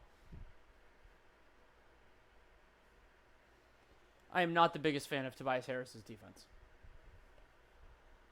And Toronto did have success in the second half. I think it was early in the third quarter of Game 2, going to Gasol in the post in that matchup. We'll see if that continues. That was a really nice pass, too, to get it to Gasol right under the rim off of that cross screen.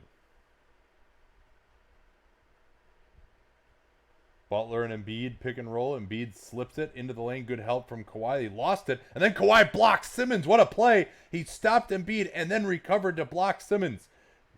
Sixers are back, though. Lowry attacking Redick off the bounce. Can't get the layup. Kawhi out of nowhere for the rebound. Fakes. He's got Green. Green missed Gasol. Now he gets it to him. Back to Green. Good closing out by the Sixers. Green into the lane. He's got Kawhi. Swing it to Lowry. More great closeouts from the Sixers. And now finally Simmons is going to commit the foul on Green with 2 on the shot clock. Not a good foul. And we'll have to file it away. That's 2 fouls in the first 45 seconds that could get Toronto into the bonus earlier. As Simmons got hit in the face and got a foul for his trouble, which was, of course, the right call. But that was probably like 7 good closeouts by the Sixers in immediate succession. So they were scrambling and they were recovering. Into the post to Gasol. Really good position here. Is help going to come? Embiid comes over finally. Gasol makes him go away. Goes for the awkward turnaround. And Embiid helped just enough to take him off of that middle penetration that he likes to get out of the post. Harris, good screen from Embiid. Step up again from Leonard. Now Simmons was open underneath. Embiid missed him. 5 on the clock. Butler will take the 3. And they're going to call Danny Green on this foul going through the handoff. Light as a feather, stiff as a board. Yeah, that's a foul on Green. Embiid is allowed to firm up, as they say, on that play to set the screen. He's not really outside the corner of his body. And now Danny Green's going to get technical. Scott Foster, the hero of the Warriors-Rockets series in Game 2.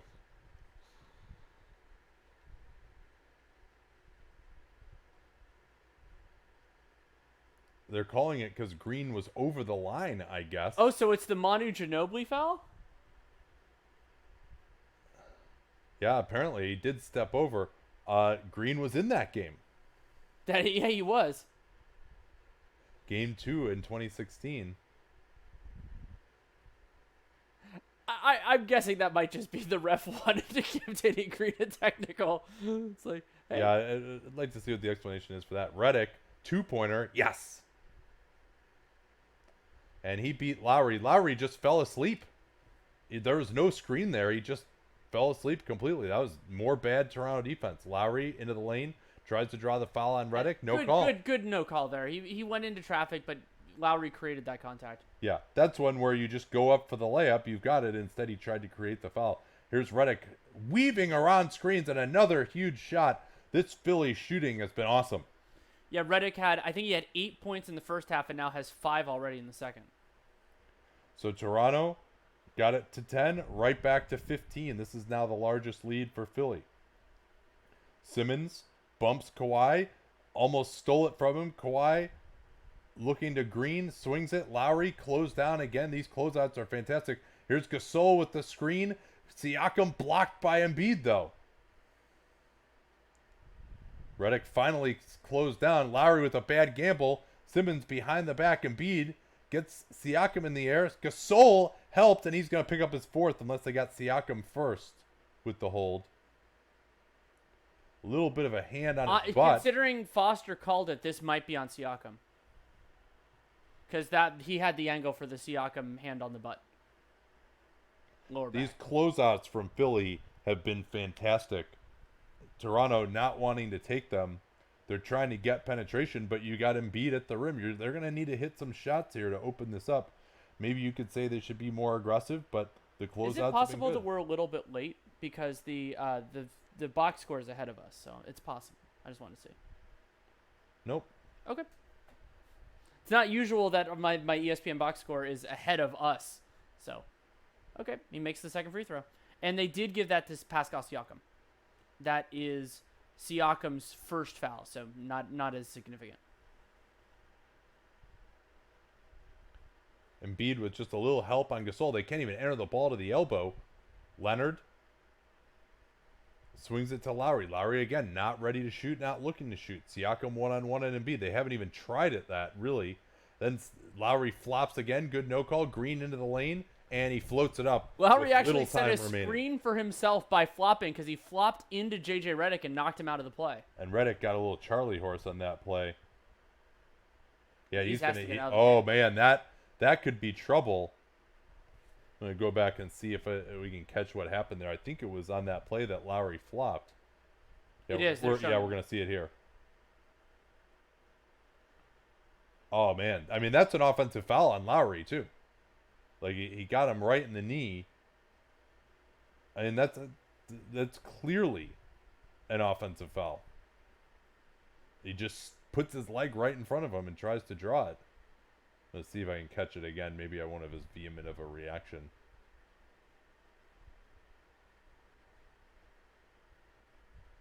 Oh, yeah. No, that is he tried to just stick his butt out into him.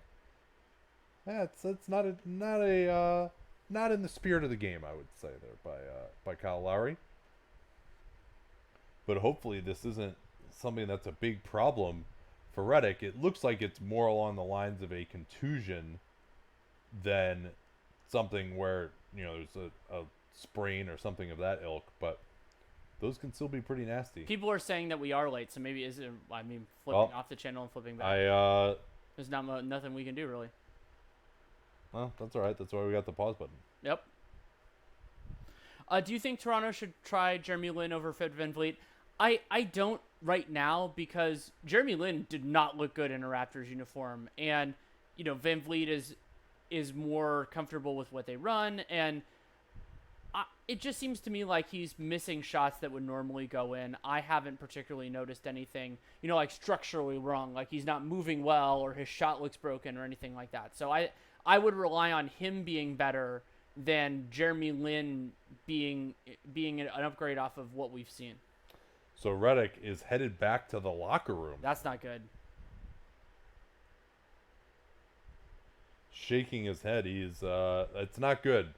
And that would really be a huge bummer if Toronto ends up winning this series because Redick suffers a severe injury.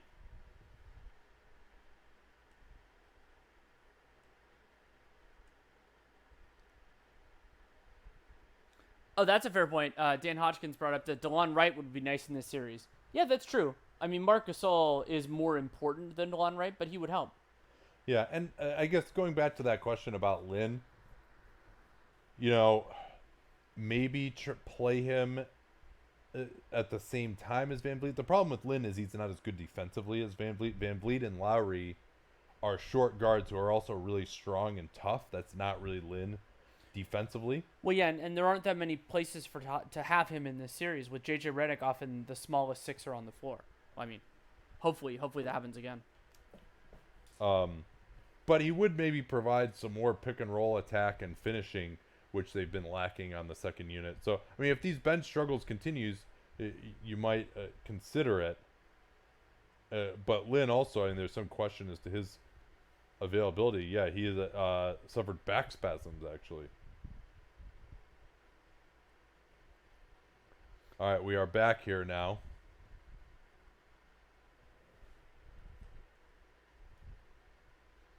Well, so we can just briefly, before we get back, we will be doing the NBA cast for tomorrow's Bucks Celtics game 3 and for game 3 of Rockets Warriors on Saturday. Butler not looking to take the three, engages Gasol. Now he goes to a fadeaway three instead. Embiid, though, easy rebound and scores. He got inside position on Danny Green and no one boxed out. Redick looks like he's going to try and return after going back to the locker room and getting checked. Ennis is in for him for the moment. They're looking to get Gasol in the post. Now swing it. Lowry. Green. Oh, and man, Ben Simmons just completely lost Danny Green. And they dodged one there. Toronto now 5 of 15 from 3.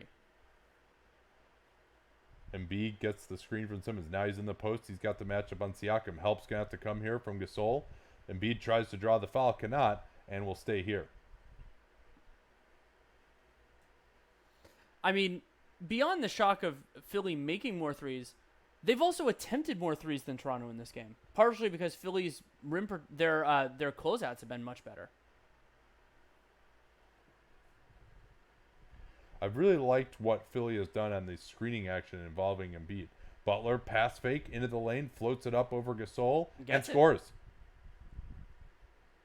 This is getting out of hand quickly. 18-point game.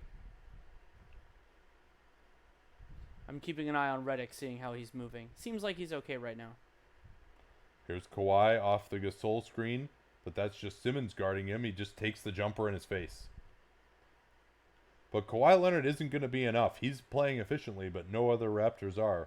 And generally, Philly's been riding their starters harder than Toronto, so that's another advantage they have, is just giving their best players more minutes. Unless they fade out. Butler into the post. Embiid facing up with 8 on the clock. Gasol has the hand in his face. Embiid now creates space. And that's not good enough from Embiid. That's not a good shot. It's one thing if he's laying off you to take that. He didn't even try him. Post up from Leonard. Butler is on him. Leonard, he traveled. They didn't call it. He switched his pivot foot. Backing in, 7 on the clock, and they're going to get a defensive 3 here. Now Butler holding his hand.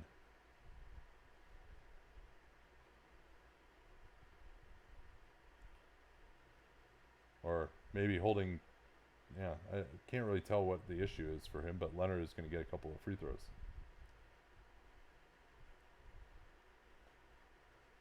Or 1 free throw, sorry, with the defensive 3 seconds. Oh, he got his left thumb going for the steal and got it caught. I think that's what happened. Yeah, can hurt. Monroe is in now for Embiid. They go to the post up still. So it's still Monroe guarding the center. Here's Gasol across the lane.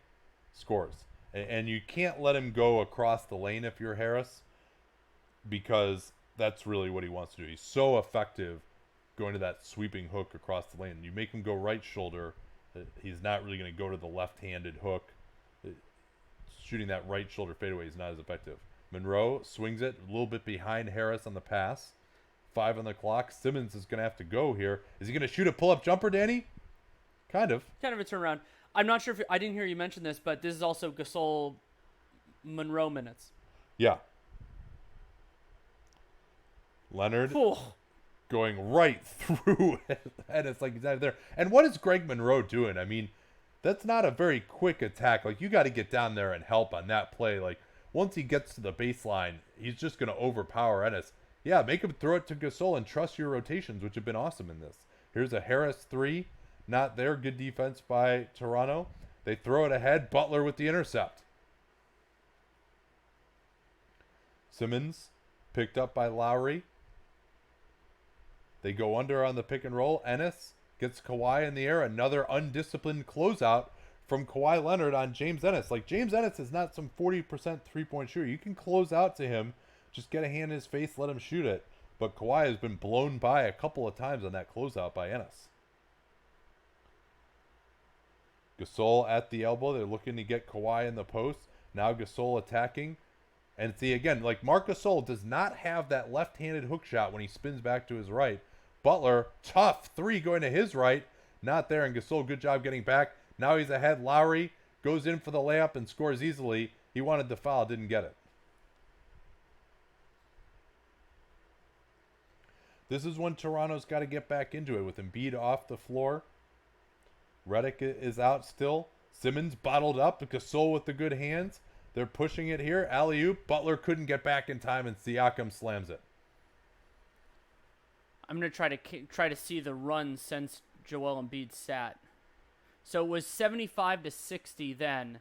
So it's an 8-4 run for the Raptors. Yeah, and they just haven't been getting as good of shots. That's a beautiful pass ahead by Gasol. 2 easy runouts by the Raptors. Well, yeah, and I brought up that Toronto had only had 3 points off of Philly turnovers. That number should go higher here, just depending on whether they log it correctly.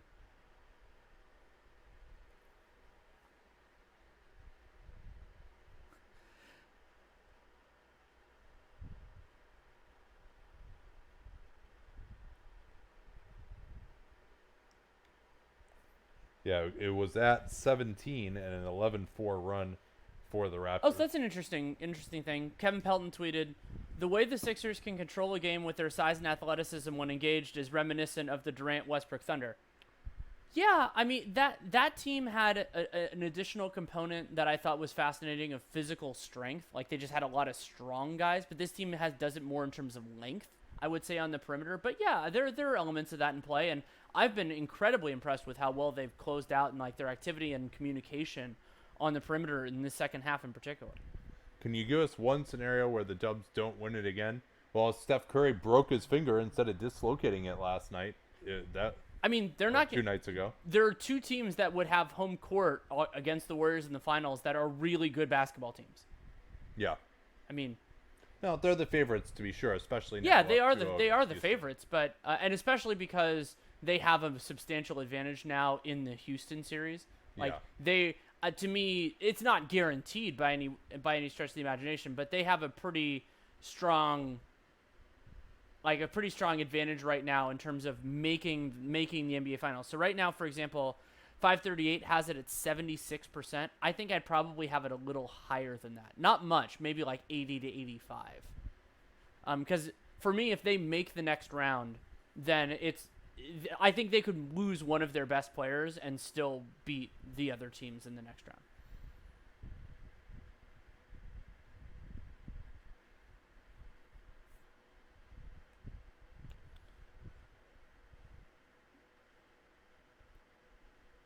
Who's had the better career, Mark or Powell? I would say Powell. Yeah, I mean, Powell was so good in the prime and early and pre-prime of his career. Marc Gasol blossomed a little later, but I would say Powell's peak was better, and I would say Powell had more years where he was awesome than Marc as well. Yeah, and Marc just not quite good enough offensively. Yeah, I think Powell's Memphis career is something that will be appreciated more in time. Granted, those teams didn't have a ton of playoff success, but he was really, really good then. And then the Lakers years, of course, and then he's been a little bit more of a vagabond than his brother. And here's a way of putting it: Powell is to me a no doubt Hall of Famer. Marc is a tougher call. Yeah, based solely on NBA contributions. Yeah, I would have to think about it, but I'm guessing Powell has a better international career than Marc. Not even close. Yeah, Powell is because Powell played 1 or 2 Olympics before, even just in terms of the quantity, the quality. He's been unstoppable in those competitions.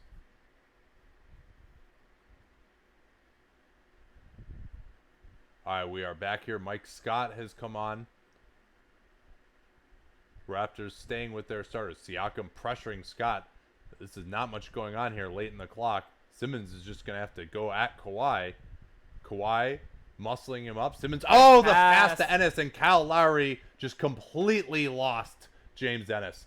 Man, the Raptors, they've really had probably 5 or 6 just total defensive brain farts in this game, and that's been a huge factor. Yeah, and Philly has done a really nice job of taking advantage. They got that open Redick 3. They've gotten a few shots around the basket, and sometimes there is a gap between defensive personnel and defensive success execution, and I'm shocked that Toronto's had those struggles. Yeah, Kawhi with the bad closeouts on Ennis has led to a couple of buckets. Here's Simmons with the hook. Yeah, Not that's there. a low opportunity shot. Pick and roll for Kawhi again. He's got Ennis on him.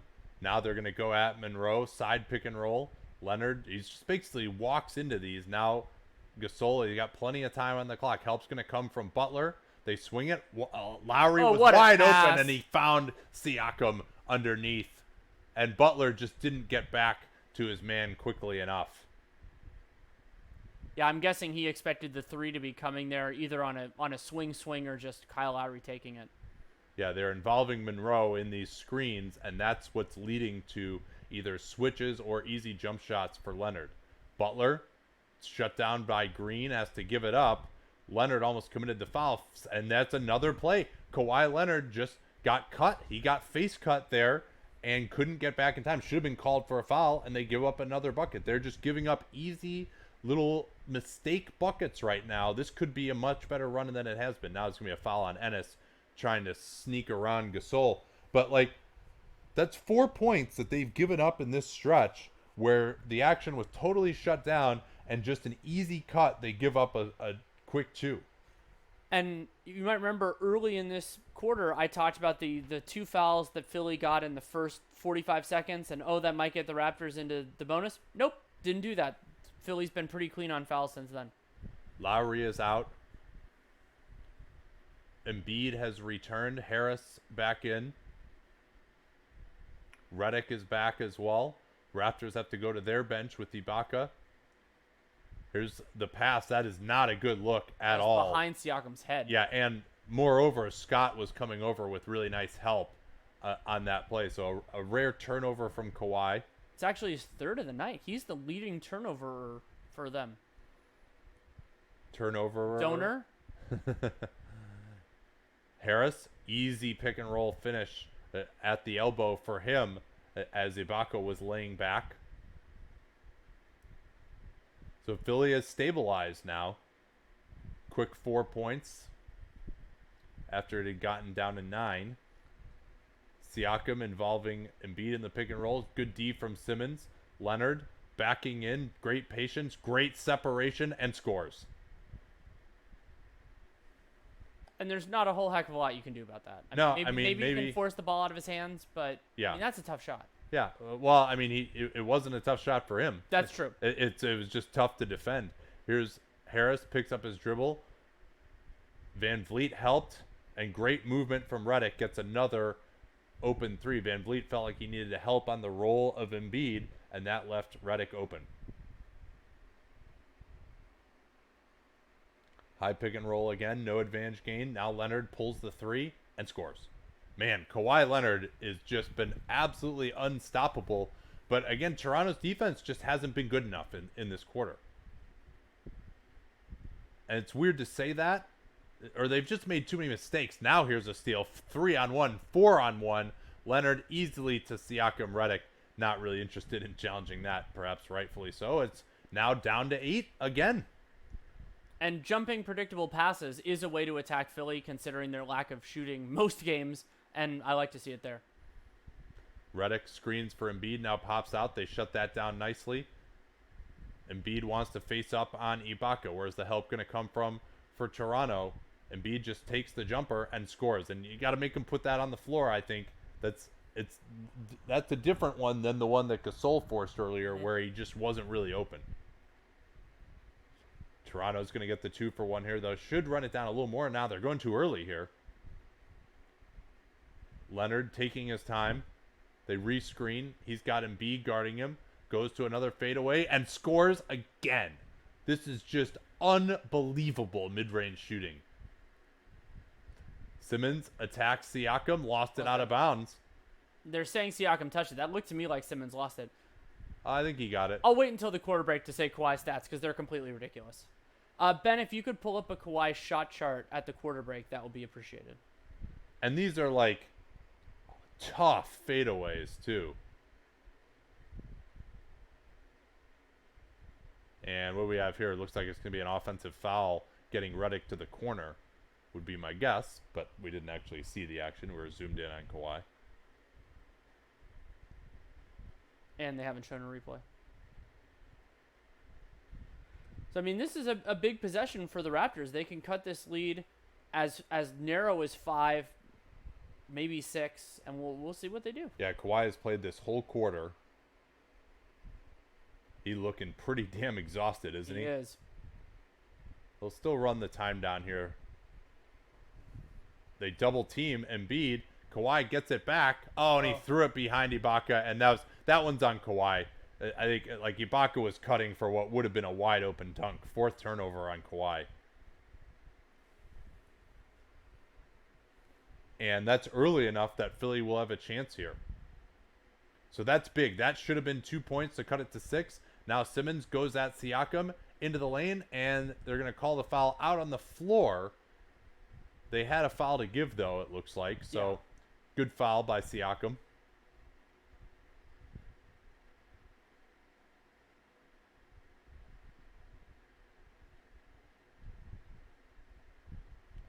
.6 left. That's the foul to give. I don't mind. Yeah, because Simmons was driving. Yeah, good job by Simmons going early, though, to force him to take it then. They try to get Redick coming to the ball. They double team him. Scott's going to be open for 3, and it's off. What did they call I think here? it might be saying he's he was never that he was never in bounds. Yeah. So now Toronto can get a chance, but they're going to have to move. Yeah, and so that also means they get the full 4.6 back because. Yeah. Oh wait, no, they shouldn't get the full 4.6 back because he passed the ball in bounds. Right. Yeah. So it should be less. You're right. Yeah.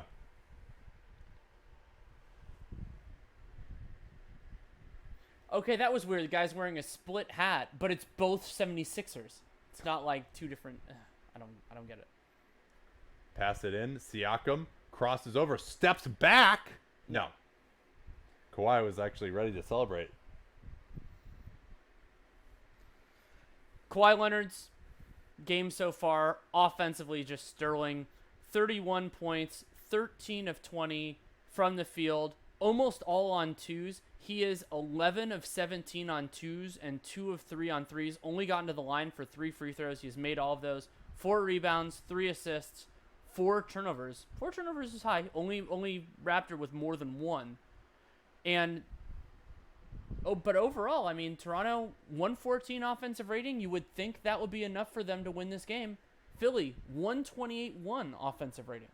Yeah, and that's someone said in the comments like the Toronto defense hasn't impressed, and to me, when they don't make a mistake, they're actually really good, right? Like they're not just like getting beat. It's just that they've had a lot of little brain farts, and credit Philly for making smart cuts. Redick moving off the ball, Ennis, even Mike Scott making some smart cuts. But I mean those defensive errors right now for Toronto, just specific plays. I mean, it's probably maybe 15 points that Philly has gotten on plays where guys just lost their man or didn't match up in transition or something like that. Well, and I would not have expected Philly to be more aggressive and more successful closing out on the Raptors than the Raptors on the Sixers. When you consider the disparity in shooting and defensive like experience, acumen, all that type of stuff, like that's been genuinely surprising to me. But full credit to the Sixers. Yeah. It's been equal parts them executing really well and the Raptors not executing well. So yeah, another concern here for Toronto, 11 of 23 at the rim. That is the Embiid factor. They're really staying in it right now. We've talked about how Philly is benefiting from Toronto's errors. Well, Toronto is also benefiting from, I know Kawhi is awesome, but unsustainable mid-range shooting. They are 13 out of 20 on twos away from the rim and only 11 of 23 at the rim with the Embiid factor. And then another big concern for Toronto is only 3 3-point attempts in that quarter.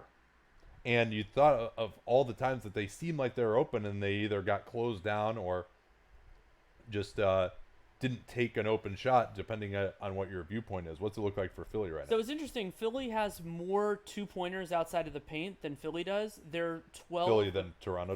Toronto. Philly is 12 of 26 on those, so they're shooting a lower percentage, as one would expect, especially with the Kawhi Leonard show. Philadelphia 12 of 19 in the restricted area, though you can also add in that they're 14 of 17 from the line, and then Philadelphia 7 of 14 on above the break threes. 2 of 4 on corner threes. That split is pretty notable, but that 9 of 18 overall. I mean, so they're +9 from 3, -1 from the line, but they also are winning the possession game. They've taken 3 more shots from the field because they've gotten 3 more offensive rebounds and committed 4 fewer turnovers. Or I had that crossed up. Philly has committed more turnovers.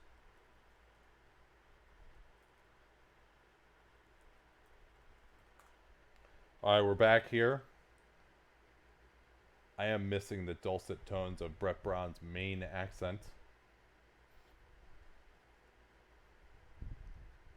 And not sure what this technical is. Ben Simmons. Somebody had in the comments. Ben Simmons was He spiked Pascal Siakam's shot after the whistle.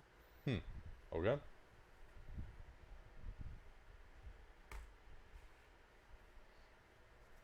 Seven-point game.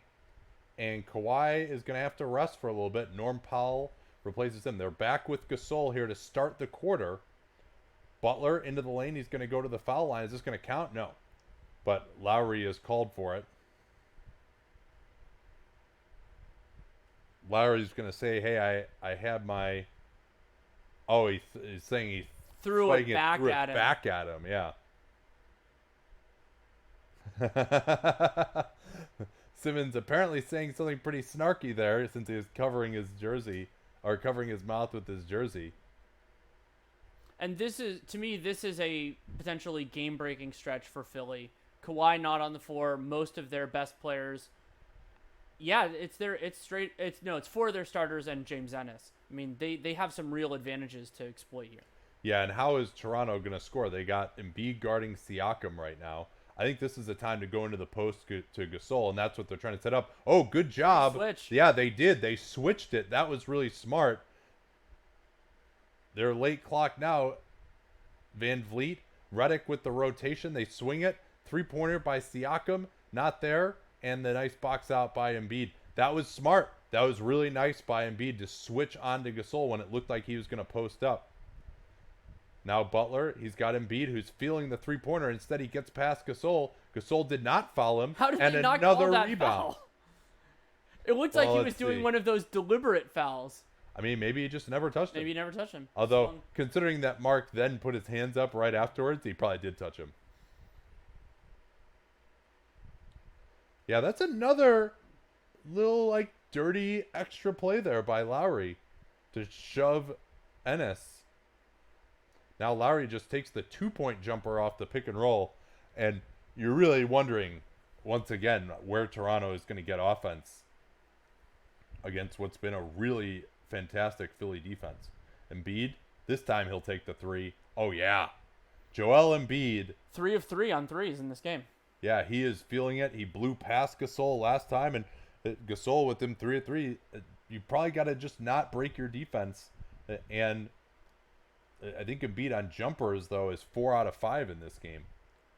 Gasol with the back screen steps out. Embiid closes down the three-pointer. They got nothing going again here. Powell's going to have to create. He goes to a step back. Not there. Gasol, rebound goes right to him. Siakam not looking to take that 3, though. They'll back it out with 8 on the clock. Pick and roll. They'll just switch it. No problem. Siakam goes right at Embiid, and he just got stopped, and now he trips Joel. And the ref separating the two of them, thinking there might be a great. Yeah, that was, I'm sure Joel had something to say when he stopped Siakam, and Siakam, he definitely sticks his leg up here. This is getting a little feisty. We had that Simmons play on Lowry earlier. Lowry's had a couple. Watch the leg of Siakam here. Oh, yeah. Oh, yeah, that is a flagrant foul right there. This hopefully is going to get reviewed. Oh, yeah, that is a bullshit play right there. And everyone is going crazy on the sideline, too.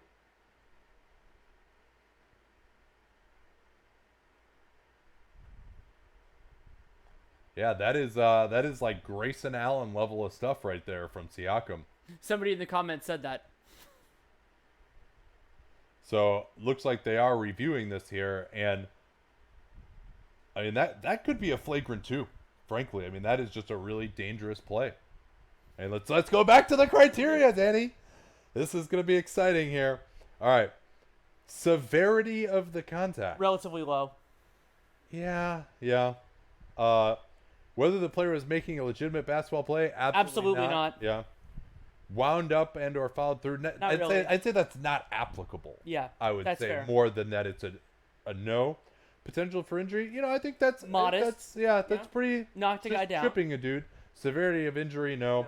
So it's probably going to be a flagrant 1. You know what? Joel should have forced an altercation. And he I just mean, walked granted, he might away. have gotten a tech or something himself. Yeah, so it is going to be a flagrant 1, it appears. Probably the right call. It's just such a cheap play, you almost want it to be a flagrant 2. But that's a killer. I mean, this is now, it's going to be back to 14 again, and Philly has the ball. So it was an 8-point game at the quarter break.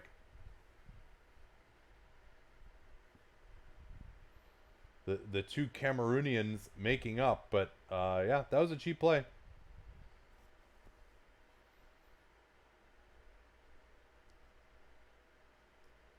I kind of hope Joel is the post-game interview for the broadcast, just so I can hear what he says about it.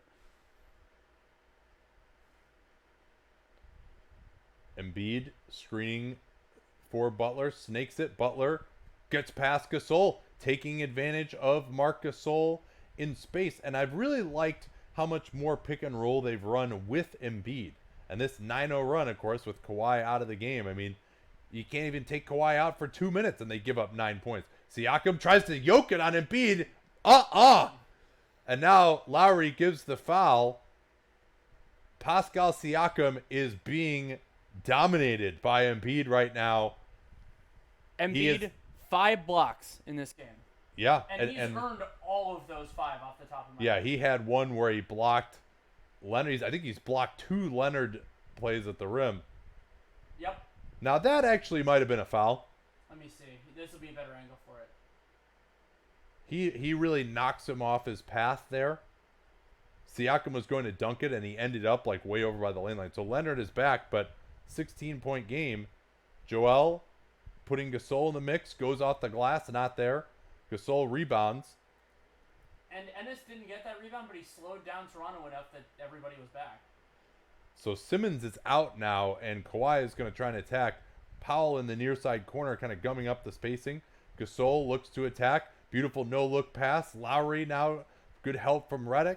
Butler with the steal, and he's going to go in for an 18-point Philadelphia lead, and this one could be over.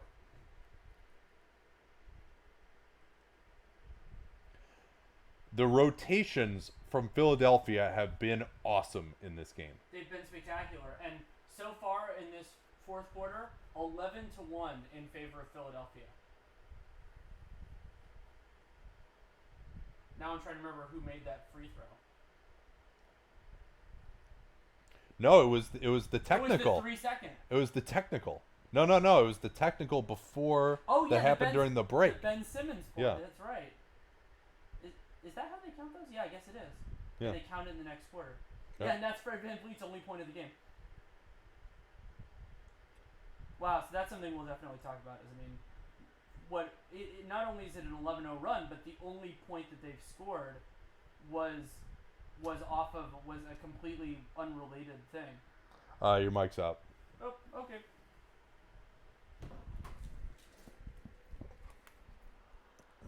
Was it out?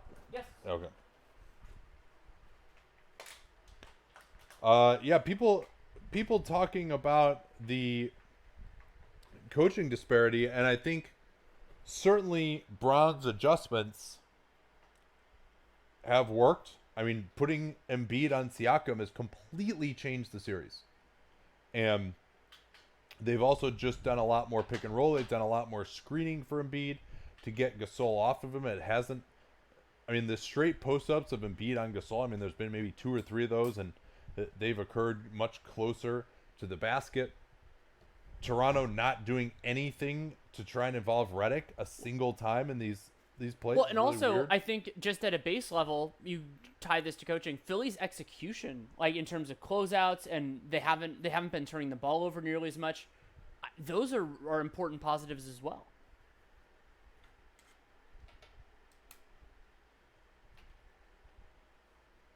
And Jimmy Butler having another great game, 19 points, 8 assists on only 14 shooting possessions. Only 2 turnovers. The only 76er with more than 2 turnovers is Joel Embiid, who has 3, and they will, of course, tolerate that when he has the game that he has been having.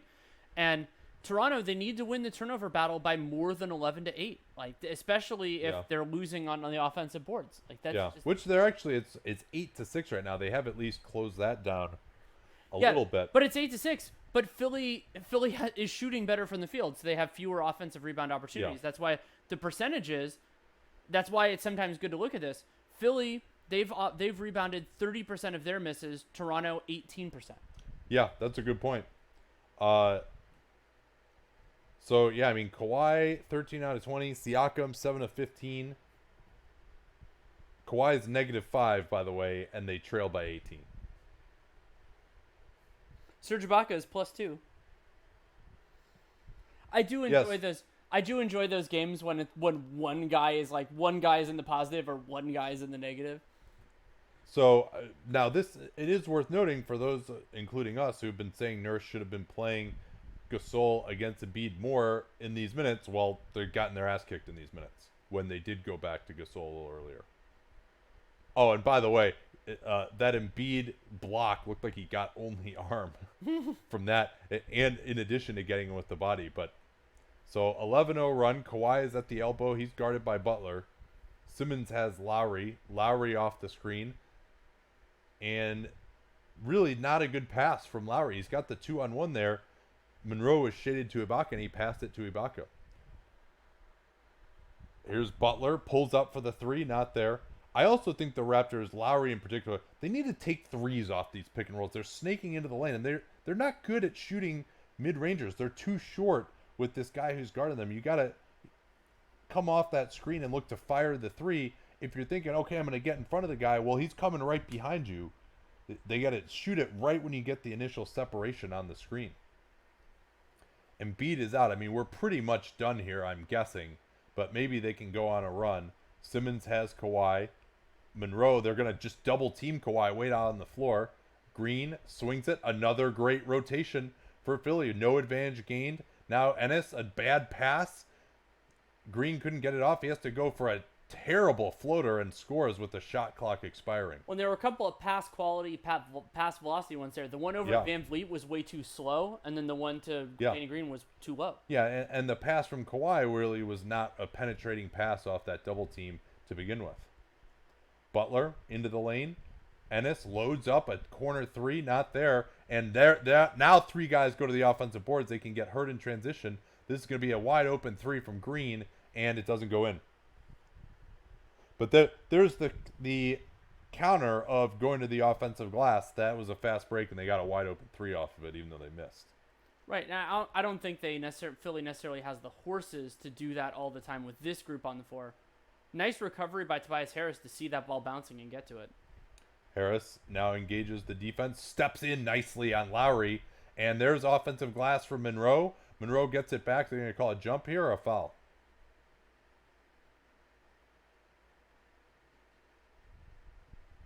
I didn't see much of a foul there. Yeah, I'm not sure what that call was. Oh, did they call an offensive goaltend? Yeah, I guess so. Okay. Back to 18. Leonard backdoor, but it was nicely closed down by the Sixers. Van Vliet with the quick 3. And that, I mean, we've been saying, hey, they got to shoot it faster. Well, that time they did, and the closeout was there. Yeah, it was a nice job by Jimmy Butler. They double team Butler at the point of attack.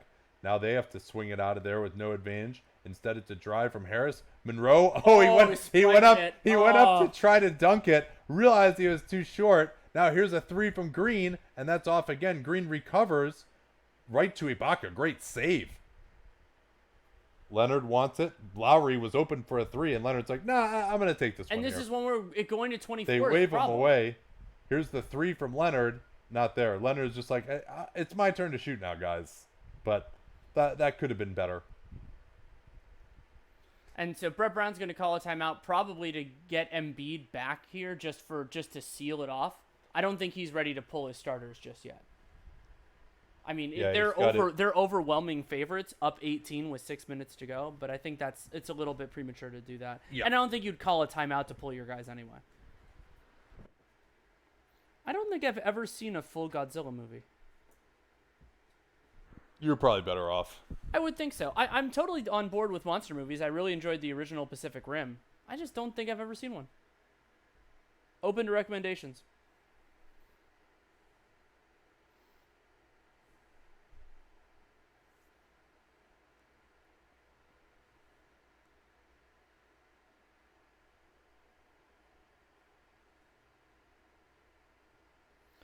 Is Kawhi now the best in the league at getting to his spot inside the arc and scoring?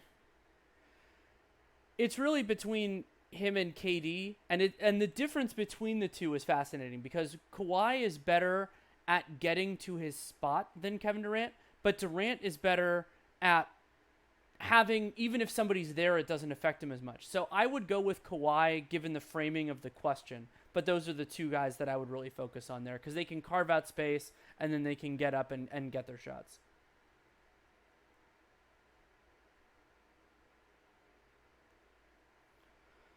If Brogdon is a full go, would you bench Brook and start Nico and Giannis as the bigs? That's not where I would begin, but it would be an option that I would consider. And I really love Nico and Giannis as a potential front court combination. So, I think that would be more of like a back pocket thing for, let's say, Game 4 or Game 5. But maybe I think it's a lineup that you play during the game. You just don't probably start with it.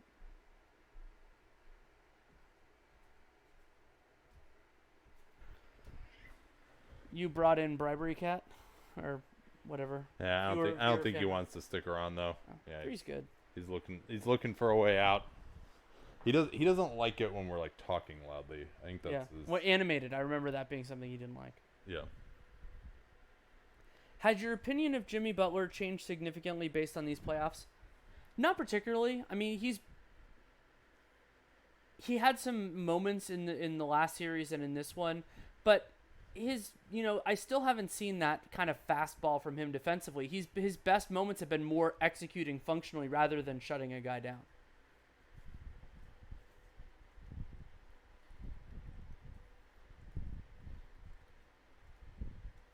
What does Nurse need to do? We'll probably talk about that a fair amount on the podcast, but first thing is just get JJ Redick involved more. I mean, he's by far the biggest weak point for Philly's defense. And it's not like they're getting so much good stuff that they don't need to turn to that. Yeah, although I mean, to me, he's not close to the top reasons why they're struggling. Agreed. But it's just a way to create more They can't create a shot without Kawhi Leonard on the floor. Not now that Siakam is being shut down by Embiid.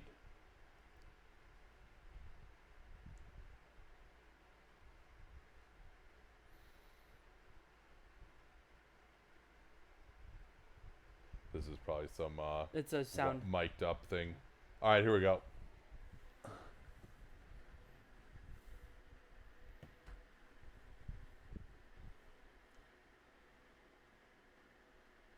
Kawhi is guarding Butler now rather than Simmons. That's interesting. With this pick and roll has really been killing him. Embiid right down the lane, and he's going to go to the foul line and one, and this game is over. Yeah. The pick and roll has absolutely killed Toronto, and Philly was a team that didn't run pick and roll all year. Some advocated, including me, for them to run more pick and roll just as a way of creating an advantage, and I think it's worked out really well. Yeah, McCaw is actually in. Yeah, it's definitely over. Well, I think they've still got the starters in. I think they want to just see if maybe he can give them something. Siakam is out. Kawhi nicely closed down by the combination of Embiid and Butler. Kawhi just goes for the jumper. He had Gasol open, didn't take it. And now Gasol is way behind Butler. Another and one. And we'll see you tomorrow night. Yeah. Dunked Bucks, on. Bucks Celtics tomorrow night. Bucks Celtics dunked on. We talk about both yesterday's game, and we will talk about this one. And then we did a news catch up, talked about some of the GM hires, the coaching carousel, all that fun stuff. Patreon.com/Duncan LaRue. It's the way to support this. We will have a subscriber only mailbag podcast in the next few days, and then another one later in May.